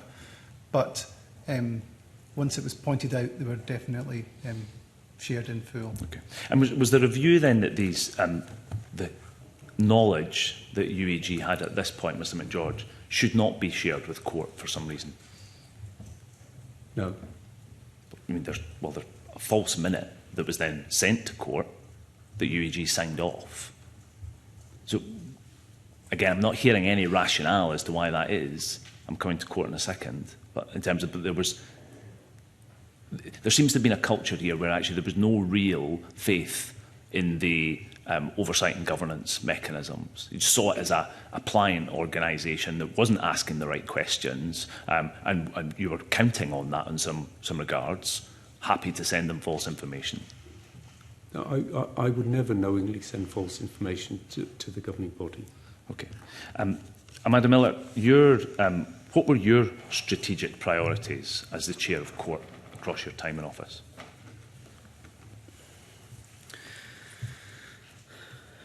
My goal as Chair of Court was to endeavour to ensure and lead and support good governance in the organisation, but clearly from the Gillis report there have been some missed opportunities in that respect, in the context of limited, not well presented information and potentially differences in presentation. Do you think that aiming to be a £500 million turnover organisation after 10 years of financial distress, was that a good strategic posture? Did you agree with that?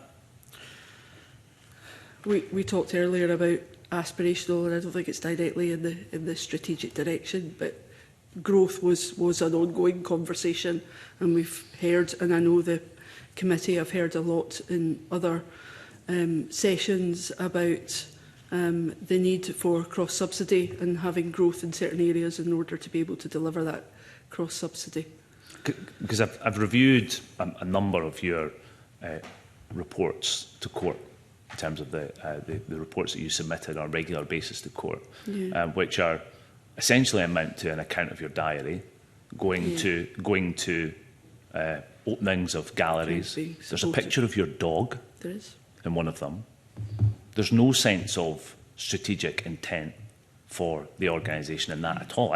Do you feel you provided any strategic guidance to the institution about what you thought was a reasonable course? Well, again, my role as chair is about leading and supporting and having those strategic conversations within court generally, and support, hopefully, looking at the delivery of decision making to test that the executive are delivering against strategy, etc. So it's that broader role and responsibility. So you're not a leader. You're a check and a balance. Is that right? You don't really have any vision about where the institution should go. I have a vision about ensuring that the organisation continues to thrive.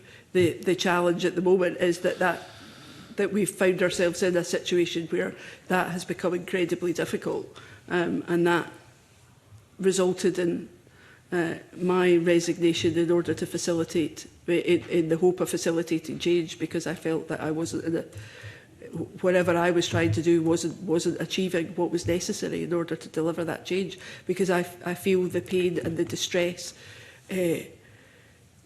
I'll come back to your departure in a moment if I can, Okay. Ms Miller. Can I ask if there was any evidence of challenge on court on financial matters in that we see in the submitted evidence from the Vice Principal International, Baroness Alexander? Was there those kind of questions being asked at court? I can't recollect specific questions, but I am aware of colleagues asking questions and bringing challenge. But again, as I've said earlier, it's clear from the Gillis Review report that there have been some missed opportunities in that respect, and court has a collective responsibility in that regard. Did you trust court? Court, yes. So why were all the papers regularly not provided to members of court beforehand? That's an executive issue. So, sorry, what does that mean? Well, I wasn't responsible for producing the papers. The executive were responsible for producing papers to court, and there's a secretariat team that Jim had a level of responsibility for in relation to the production of papers. Yeah, but I'm not directly responsible for the production of the papers, and I had regular conversations with colleagues with a view to endeavouring to have papers out in good time in order to give court time to consider. Professor Gillis is quite clear that just didn't happen, though. And certainly, even since your departure, that culture of secrecy that I think is represented and we're hearing just persists. So there's no papers released ahead of time. The Ernst & Young letter that this committee has been sent, displayed on a screen within the court, rather than provided to people more generally. I mean, is this not a failing on your part as the chair to get the right information, the Timaeus provision of information to your court members? Timaeus provision is absolutely important and was an ongoing conversation that I had. Okay, but wasn't resolved. As the chair, you could have insisted that, but you didn't. Okay. So you mentioned your departure. Did anybody say to you it was time for you to step down as chair? No. And why did you think it was time for you to step down as chair? I felt that it was fundamentally important for the institution for progress to be made in relation to understanding and delivering some resolution to the issue that had arisen in the interest of the university community. It became clear to me that the level of progress and speed that was required wasn't happening, and for whatever reason, I then felt that there was a decision that I could make in that respect in relation to hopefully encouraging another person to come in and potentially make that change and make that drive. Okay, since this crisis broke into open public in November, there was essentially silence from the leadership of the university for a period of months, despite headlines on the front page newspaper saying to the 3,000 members of staff that the university might close. Silence. Were you not one of the people who were advocating for that silence? I was advocating for clarity and for transparency and being able to deliver that, and I've highlighted that previously. So you thought that the university should be more public about its situation? I felt that that there was a need for greater clarity and transparency. That's directly contrary to what Professor O'Neill has told me, that you were somebody who was advocating for silence with the staff, a culture of this cover-up, secrecy, suppression of papers in terms of the court and that you were running, a complete lack of transparency in terms of the conduct of the business of court and the dealings of the university. That's the culture, really, that we're seeing, isn't it, on top of the incompetence? I was advocating for clarity and transparency. Okay. My last point, Convener, is just this general issue of hubris that I think underpins a university that does fantastic things, but a group of people at the top of that institution that bet the house on rapid and extended growth in the face of all the evidence. Who do you think is most responsible for that culture of hubris? Identified Professor Gillis, Mr McGeorge.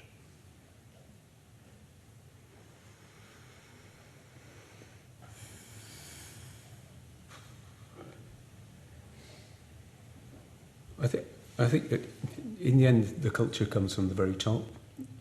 And I would say it comes from the former principal in that regard, and you should perhaps talk to him tomorrow about that. But I don't feel, in setting the kinds of targets that we set for international student recruitment and the kind of reduction that we put into the budget, that we were showing hubris at all. I think we were trying to use our best judgment to take a view of what that recruitment would be in 24-25, and it turned out to be wrong and to be much worse than we anticipated it to be. We thought 25%, we modelled 35%, we got something like 53%. We've covered that ground, I appreciate it. Mr Fotheringham, who do you think is responsible for the culture of hubris at the top of the institution that is now threatening the employment of 3,000 people? I think the Gillis report draws attention to hubris at the top of the institution and makes out its own conclusion. So I think I can't argue with any of the findings of the report, so I wouldn't want to argue with that. Amanda Miller, who do you think is responsible for the hubris? Similarly, the Gillis report makes particular comments and directs in relation to the identities regarding hubris, and I have nothing further to add in that respect. Can you name, for the record? We've had a number of conversations in relation to particular challenges and personalities, and in relation to views about particular individuals, that's for them to comment. Okay, I can say I think it's illustrative of a lack of transparency, but I'll leave it at that. Thank you. Can I just say, when you were all in post, you were at the top of this organisation. There was someone above you, but you were almost there. And a bit more self-reflection may be helpful. Just quickly before I go to Maggie Chapman, Ms Miller, in response to Mr Mara and other questions today, you've made it sound like there was just a couple of missed opportunities, that if you just grabbed them, the court could have done more. Page 53 of the Gillies report says the court failed in its governance responsibilities in June 2024. You had half a year to get on top of this before finally the court was updated on the 12th of November. This wasn't just a couple of missed opportunities by you and your board. It was chronic failure to do so over a series of not days or weeks, but months. Do you accept that? June, I acknowledge the sentence in the Gillis report, and will acknowledge again the context in relation to the information that's available to court. There's a difference between acknowledging and accepting. Yeah. Do you accept that your court failed in its governance responsibilities in June 2024? I don't disagree with the terms of the Gillis report. So you accept it? It is clear from the terms of the Gillis report that there were missed opportunities by court. And these lasted several months? Yes.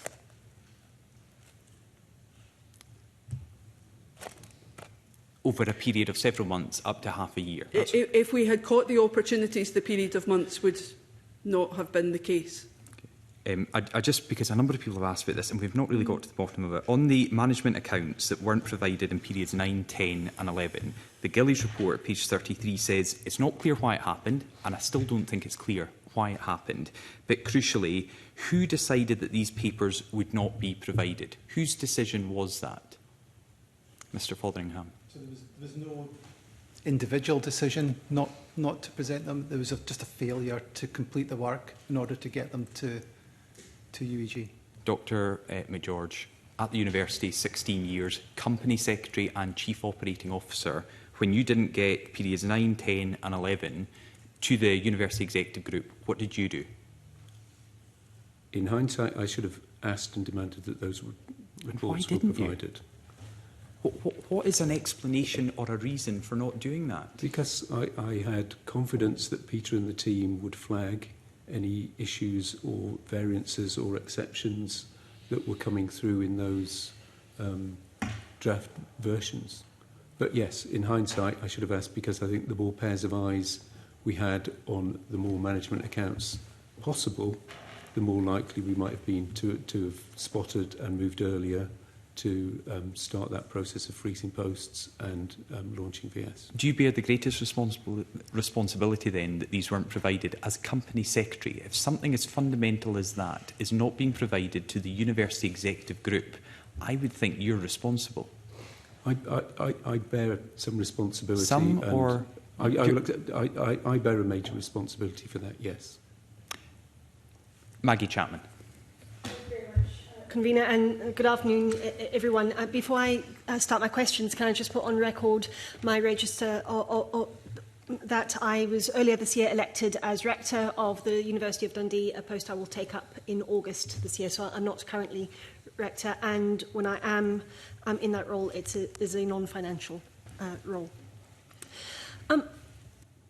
Pam Duncan-Glancy has already referred to this quote from the Gillis report. The failure of the university's financial governance system was self-inflicted and experienced multiple times and at multiple levels. Can I ask each of you, who should pay for that collective failure? Amanda.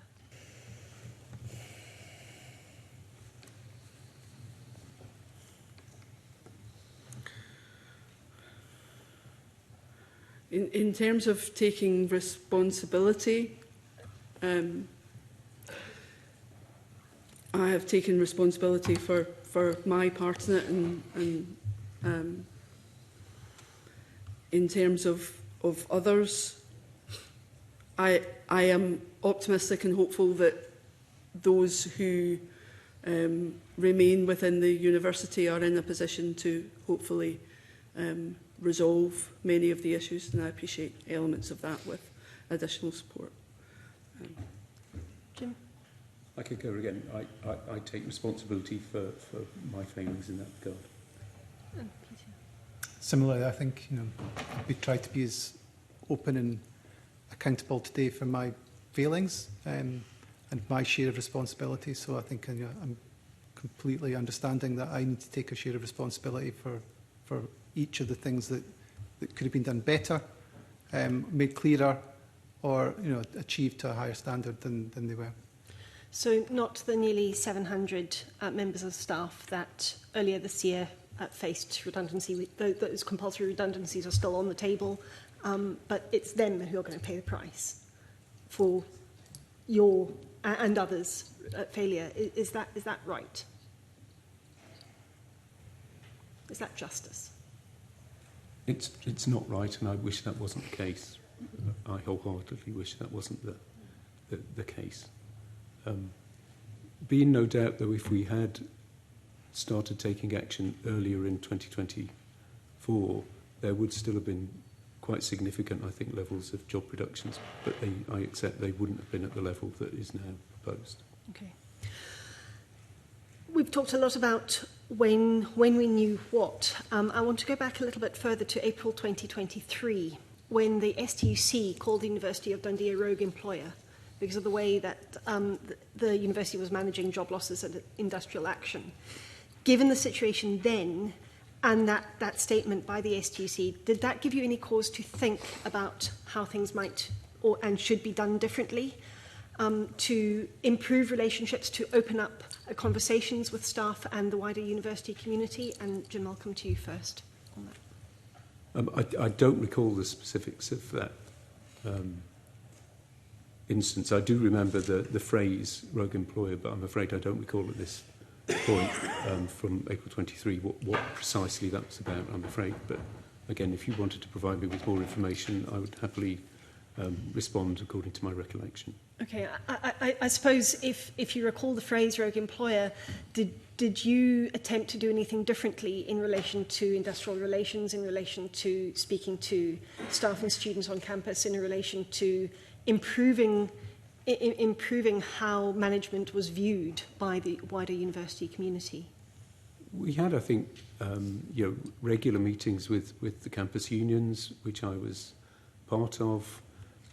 We did work very closely with them on something called the Dundee Deal, which was about improving, as it were, the offer to staff within the university around equalising some outdated terms and conditions so that everybody enjoyed the same holiday entitlements. So there was a whole range of things that were done in that kind of space. Okay. Amanda, do you recall that phrase, rogue employer, from April 2023? I don't recall the phrase. Okay. So there was no, as far as you can recall, there was no discussion about the reputational consequences of that at court or in any other court committees? Again, I don't recall. I can't say definitively. And did you? What was your approach to trying to, because you've talked about trying to foster transparency and openness, what was your approach, given that there were some very, very difficult relationships between university, the management and staff during your time on court? What was your approach to try and include staff who some of whom just the previous year had been on strike for 12 weeks, you know, people who felt clearly that management was not there to support them, was not supporting them? Did you attempt to offer a bridge, or bridge the gap in communication and a gap in conversation with staff? I don't recall a conversation specifically in relation to that. Okay. I can say that I did have a number of conversations with the principal about utilising the role of the chair of court in relation to offering bridges, differences of opportunity, differences of presentation, etc. Okay. Okay.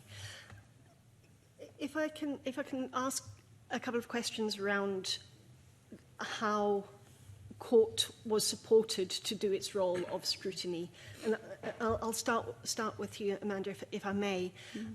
What training and support was provided to court members so that lay members, people without maybe some of the expertise or professional training that others on court would be expected to have, could understand the information, you know, financial reports, other types of reports? Because at that level of governance of a large and complex organisation, there are going to be things that not everybody can understand. What level of support and training were court members given, either during induction or as an ongoing basis? Okay, thank you. There is, and during my time there was a developing induction plan.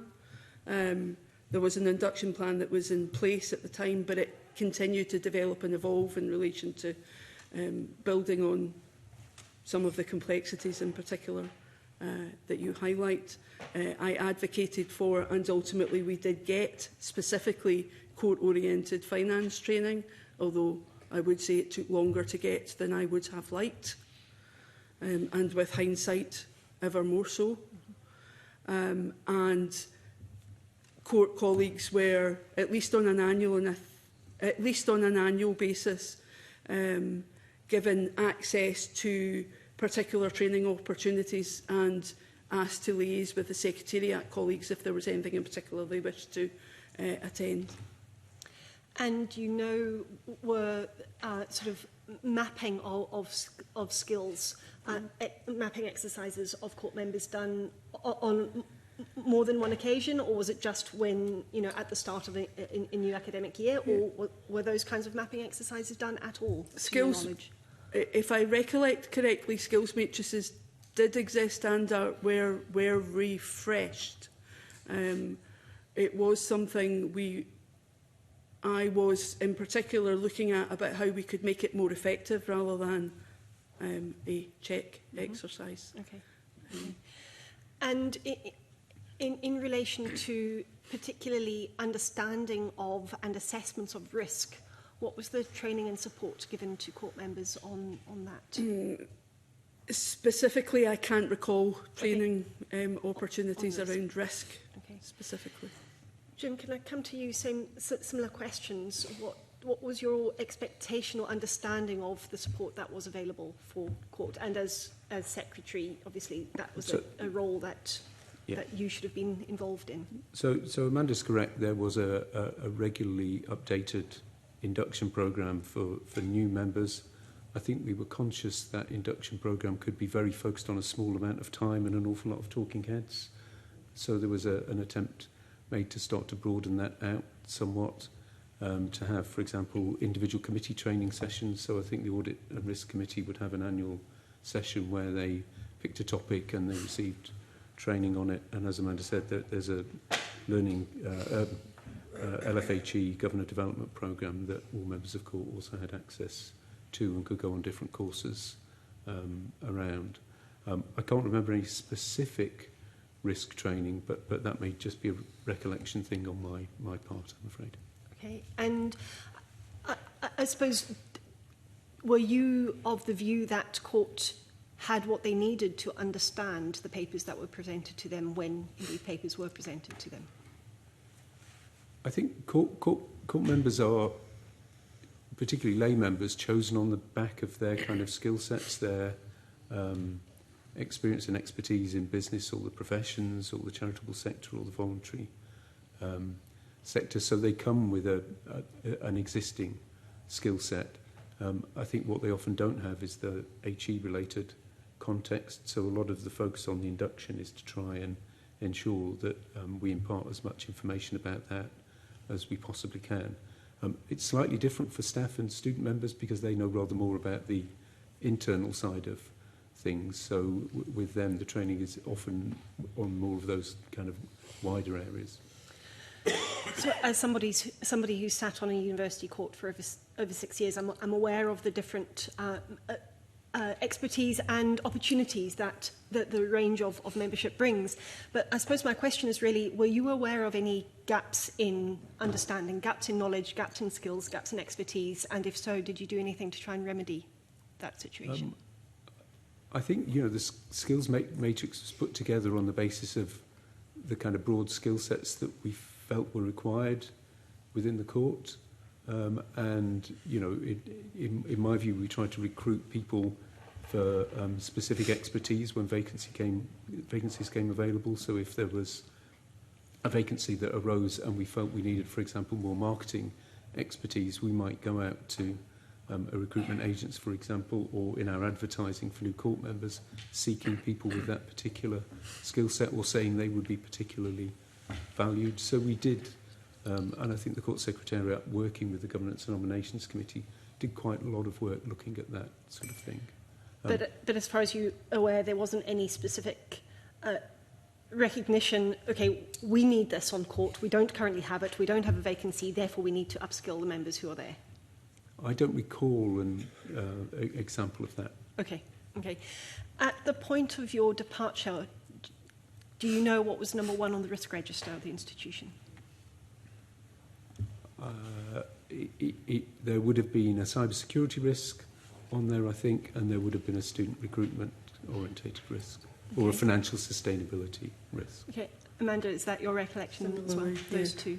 As far as I can recollect. Okay. Because when we had the then acting chair of court in, it was the cybersecurity what was highlighted, and there wasn't anything around long-term financial sustainability in her answer, which I think was worrying, and I suppose that gives me cause for concern about how you and now the university executive group and governors actually have assessed risk, and whether you feel that you were assessing risk, and you've all said in different ways over the course of this morning that you acted on the information you had, but do you think that there was a lack or a gap of being able to forecast consequences of certain things and turn those forecasts into risks? So whether that's international student recruitment, whether that's the long-term financial problems of the institution that Peter referred to earlier. Amanda, I don't know if you want to comment on that. Okay. Recap it for me.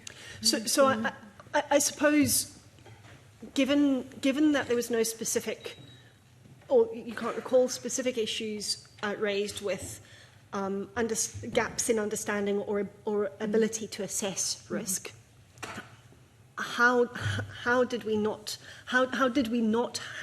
get to the position where the risks that we've spent the last 4 hours talking about were identified sooner? How did we not turn those forecasts forecasting issues into risks, you know, what was it? If it's not about personal, not having the skills and expertise of the people around the room, around the table, if it's not about not having the knowledge or the facts in front of you, what's gone wrong? Is it this? Given that we've had ongoing conversations about governance, you know, governance restructuring in HE for forever, how can we make sure that we don't find ourselves in the same position where forecasts aren't turned into risks, aren't acted on, risks aren't assessed effectively, and action coming from those assessments, the mitigation actions aren't actually developed, never mind followed up? I fundamentally hope that from the learnings from the Gillis Review and the experiences of the University of Dundee will be opportunities for all to revisit so that circumstances such as these do not reoccur. In terms of assessment of risk and management of risk, those are absolutely going to be ongoing lessons for colleagues to learn, and particularly in relation to looking at governance and in how information is presented, including by the individuals rather than simply the papers, and the engagement, so that when, as is highlighted in the Gillis report, ensuring that colleagues are open to challenge when it's being received on the basis that challenge is forthcoming in the broader interests of the institution. Okay. Jim, would you like to comment on that? Yeah, I mean, I think in this specific instance, you know, I think risks around student growth, turbulence across the sector, policy change, and it being an increasingly challenging environment was within the risk register, and it was read in May 2024. And I think there was an awful lot in the budget that talked about student numbers risk. We just got that number wrong. Okay. Okay. Peter, can I ask you, and you've touched on this a little bit, but I'm looking at this with a risk assessment lens. Would it be usual for an organisation that's had, in your words, more than 10 years of financial difficulties to set the deficit budget that you did? Would it be unusual to set a deficit budget? Of the scale that you did, given a decade or more of financial difficulties? I think it would be unusual for Dundee, for the University of Dundee, not to have a deficit budget, and that had been the case for some time. But given, and you've said this again a couple of times this morning, given that the university didn't have sufficient cash to maintain its assets, surely that there must have been a risk alarm bell that went off. I think the budget made very clear that recovery out of deficit was critical, and that was going to take a sustained period of time. There was no expectation that the finances would turn around in 6 months or 12 months or 18 months or even quite a bit longer than that, which is a pretty difficult position to present. You know, it was clear that it was not an attractive budget. It was a difficult budget, and not a sign of great health when there's a significant deficit in the budget position. So I felt it was pretty clear that the budget presented a challenged position that was not healthy. And do you think that the consequent assessments of risk were appropriate then? In terms of risks against that being deliverable? Yeah. In hindsight, no, because they were wrong. But at the time, with the information available and the kind of understanding that we collectively had, and the forecasts we didn't and realise that modelling at that point in time. But yeah, clearly in hindsight, they were not appropriate. Okay, okay. We've had a little bit of discussion about culture, and I want to just pick up on a couple of points in this. Jim, in your role as chair of the EDI committee, were you aware of, and if so, what were you doing, anything what were you doing about claims of misogyny, homophobia, and importantly that equality impact assessments weren't always being conducted appropriately? Were you aware of that? Were you challenging that? Were you doing anything about those things? I certainly wasn't aware of allegations of misogyny or homophobia or anything of that kind. The work of the committee was very focused on developing a new EDI strategy, and we made some investment, which again looks in hindsight to have been an expensive thing to do, in our EDI team to try and grow the expertise that we had in equity, diversity and inclusion. But some of the decisions around recruitment, restructuring and that kind of thing, industrial relations decisions as well, had very, very clear detrimental consequences for predominantly lower paid members of staff who are women. Why did the EQIAs not pick that up, and why was action not taken as a result of that? My recollection is that equality impact assessments were done on some of those changes, and the impacts were more about job segregation than they were about, as it were, discrimination in those terms. So, there were, because of job segregation, more people from a certain characteristic in a certain group than others. But I would have to know the precise example that you were talking about to be able to make a clear call on that. I suppose in your own Directorate of Professional Services, that there were the impacts of some of the job cuts were disproportionately on women, and whether that's job segregation or not, there's clearly a gendered impact on that. And I'm just wondering how your EQIs picked that up and mitigated or assessed that, or was it just tolerable? I think all our EQIs come up with a conclusion at the end of them, but again, without knowing the precise example that you're talking about, I'm not, and seeing the EQI for that piece of work, I wouldn't be able to comment on it, I'm afraid. Okay, is it fair to say that as Chief Operating Officer you provided leadership for the strategic development and efficient and effective management of the university? I tried at all times to do that, yes. Okay. Do you think it's also fair to suggest that the directors that you managed or oversaw should also have been expected to provide that leadership around efficient and effective management of the university and its resources? Absolutely, and I think they worked tremendously hard to try to do that. So there's been a question around why there was so much outsourcing of that strategic leadership, and I wondered if you wanted to comment on that claim. In terms of? So there are various situations where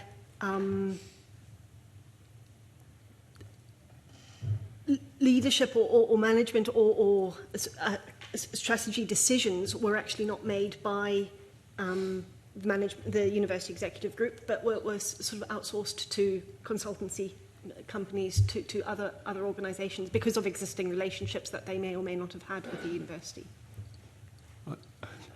I think you probably have to rephrase this because I'm not quite sure what you're getting at. I'm sorry if I'm misunderstanding or not. I might come back to that. Maybe this is a more productive line of questioning.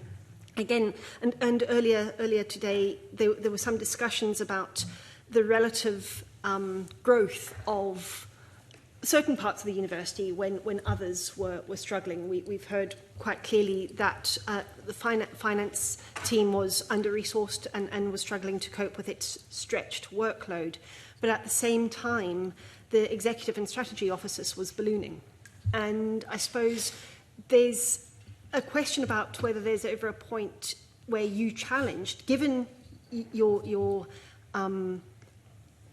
provision of strategic and development, strategic of effective and efficient management and leadership. Was there ever a point at which you challenged why so many jobs were being created in some parts of the university where others were really, really, really struggling and being targeted for cuts? I think in a university setting and against a particular strategy, there will always be areas that you wish to grow and you feel are more important to the future of the strategy in areas which you wish to shrink, and that applies to the professional services, and it also applies to the academic side of the university. So, for example, the strategy office was one that we wanted to invest in to help deliver a strategy. The university really hadn't put a great deal of resource into tracking and implementing its strategy in the past, so more resource was put into there, including in areas like planning, to try and get more and higher quality management information from the university. So there are areas that grow and there are areas that shrink according to strategic priority. Okay, and one of the challenges we've had, and I think probably has been communicated to several committee members and regional members, where there were proposals for job cuts, or where there were job cuts or vacancies not refilled in certain parts of the institution, perhaps particularly in the estates and buildings. Some areas were filled by contractors. As we won't replace the staff because then our staff headcount is down and our overall staff package is low, but actually the contracts turned out to be much more expensive.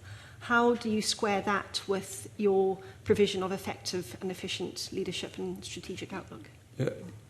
Again, I would need a specific in that area, but there may be good reasons. For example, like we would only need a very small number of people in a particular area, and employing them ourselves creates quite a significant resilience risk, whereas if you outsource that risk, the alternative provider has to provide that resource no matter what, for example.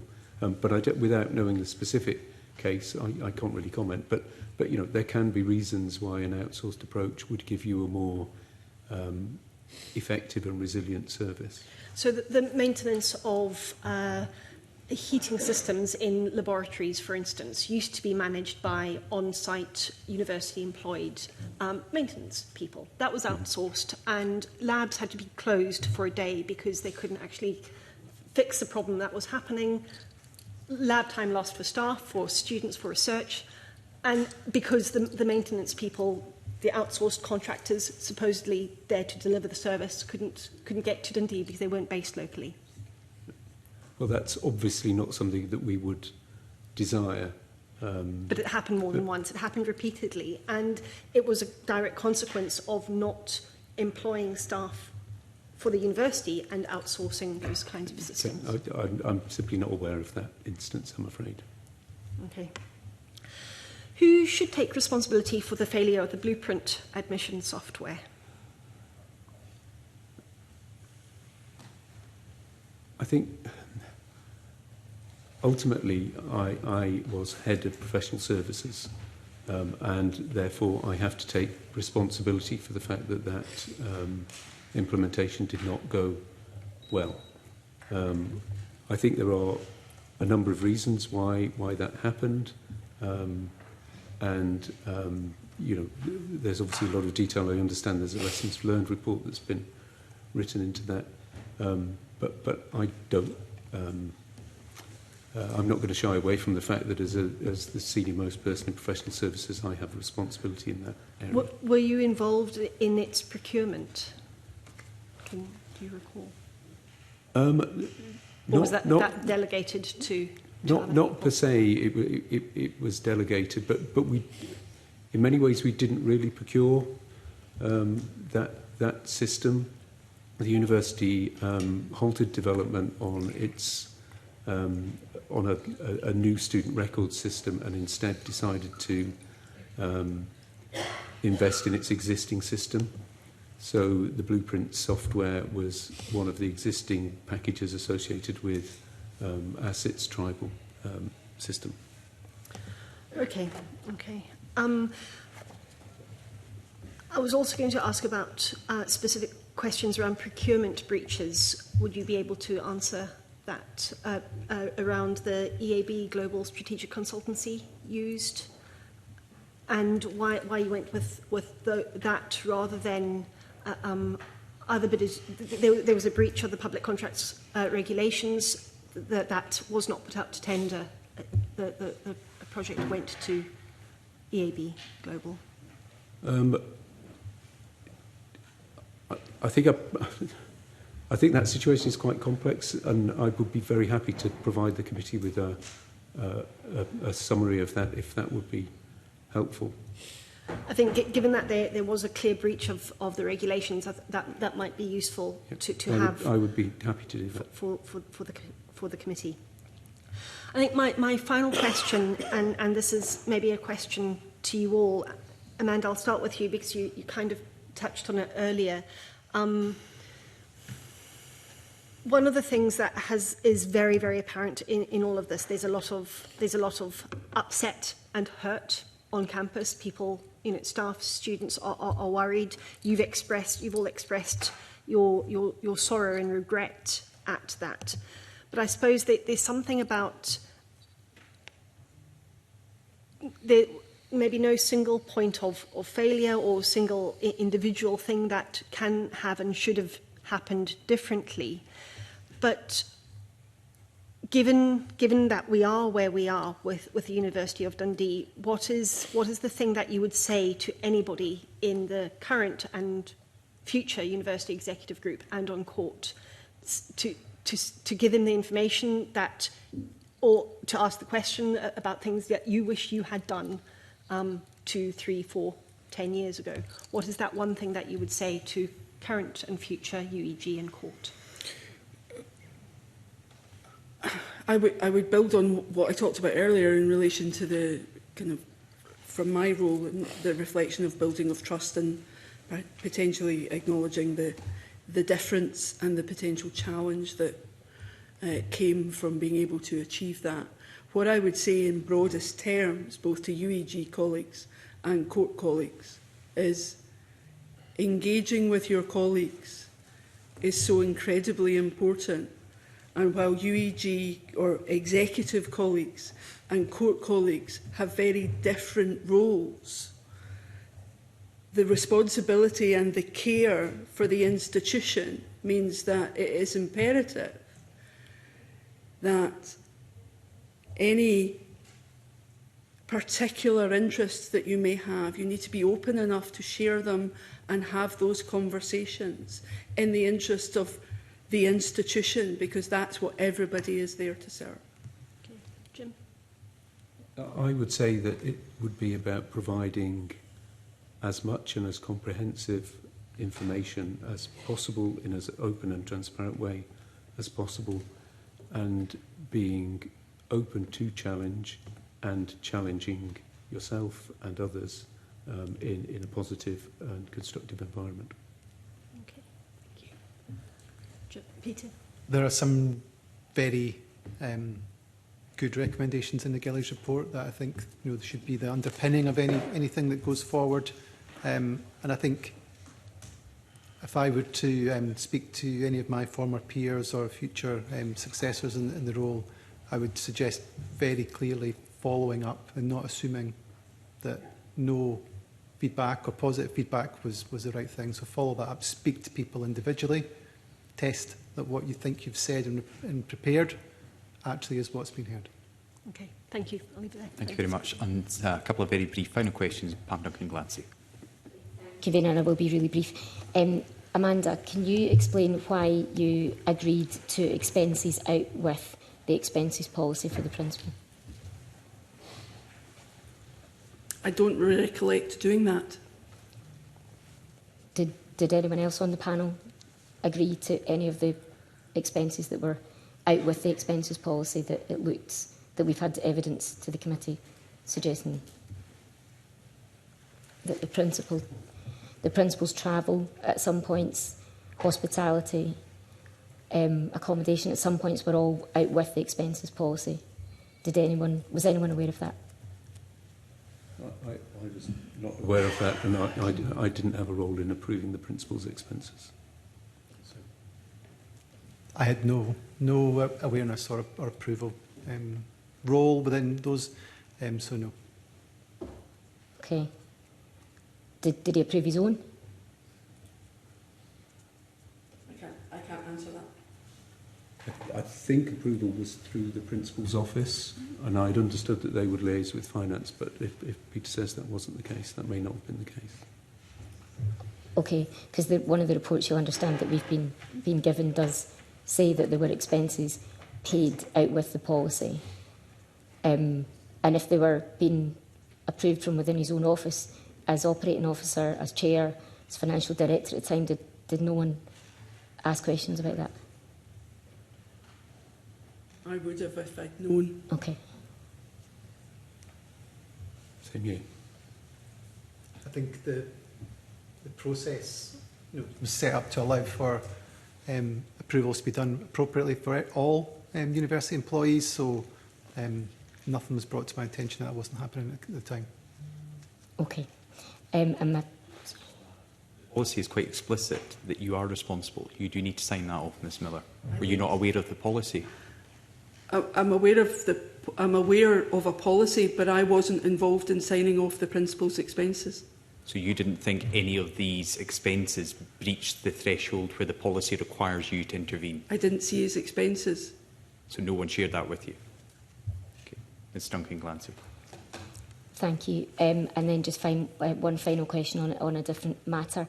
Dr McGeorge, who signed off the minutes of the Audit and Risk Committee?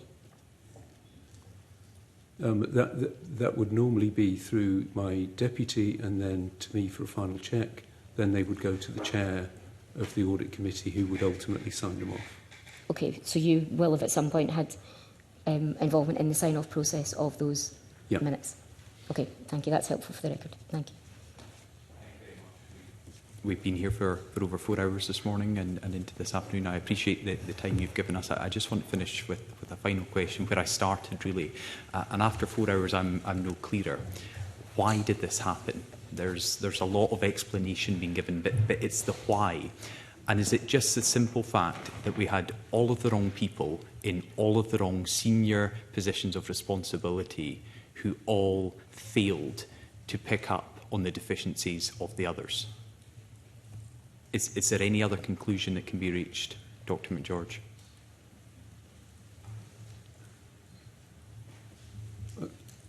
I think I go back to what I said at the start, and which is the core finding of the Gillies report, that we could and should have spotted at an earlier stage the impending financial crisis and the challenge that was coming down the line. That could and should have been in early 2024, and we ended up doing that in September 2024. And I do think, as Gillies identifies, issues around the sufficiency and appropriateness of the management information and financial information we were receiving contributed to that failure to identify it earlier. Anything to add? I think the report was clear there's multiple failings across multiple levels, and I agree. I think your summation's not a million miles off that. Once again, can I thank you for the time you've given us and for coming today. I have to commend you for being in front of the committee, for agreeing to do that. I think it's right that you've had the opportunity to put your side of the argument. I welcome the fact that Professor Gillespie has agreed to do that tomorrow, and we've had others before you. Can I also just, for people watching who followed our agenda, make a note that the committee have agreed to discuss our further agenda items via correspondence. Therefore, I don't need to suspend. I will simply close this meeting. Thank you.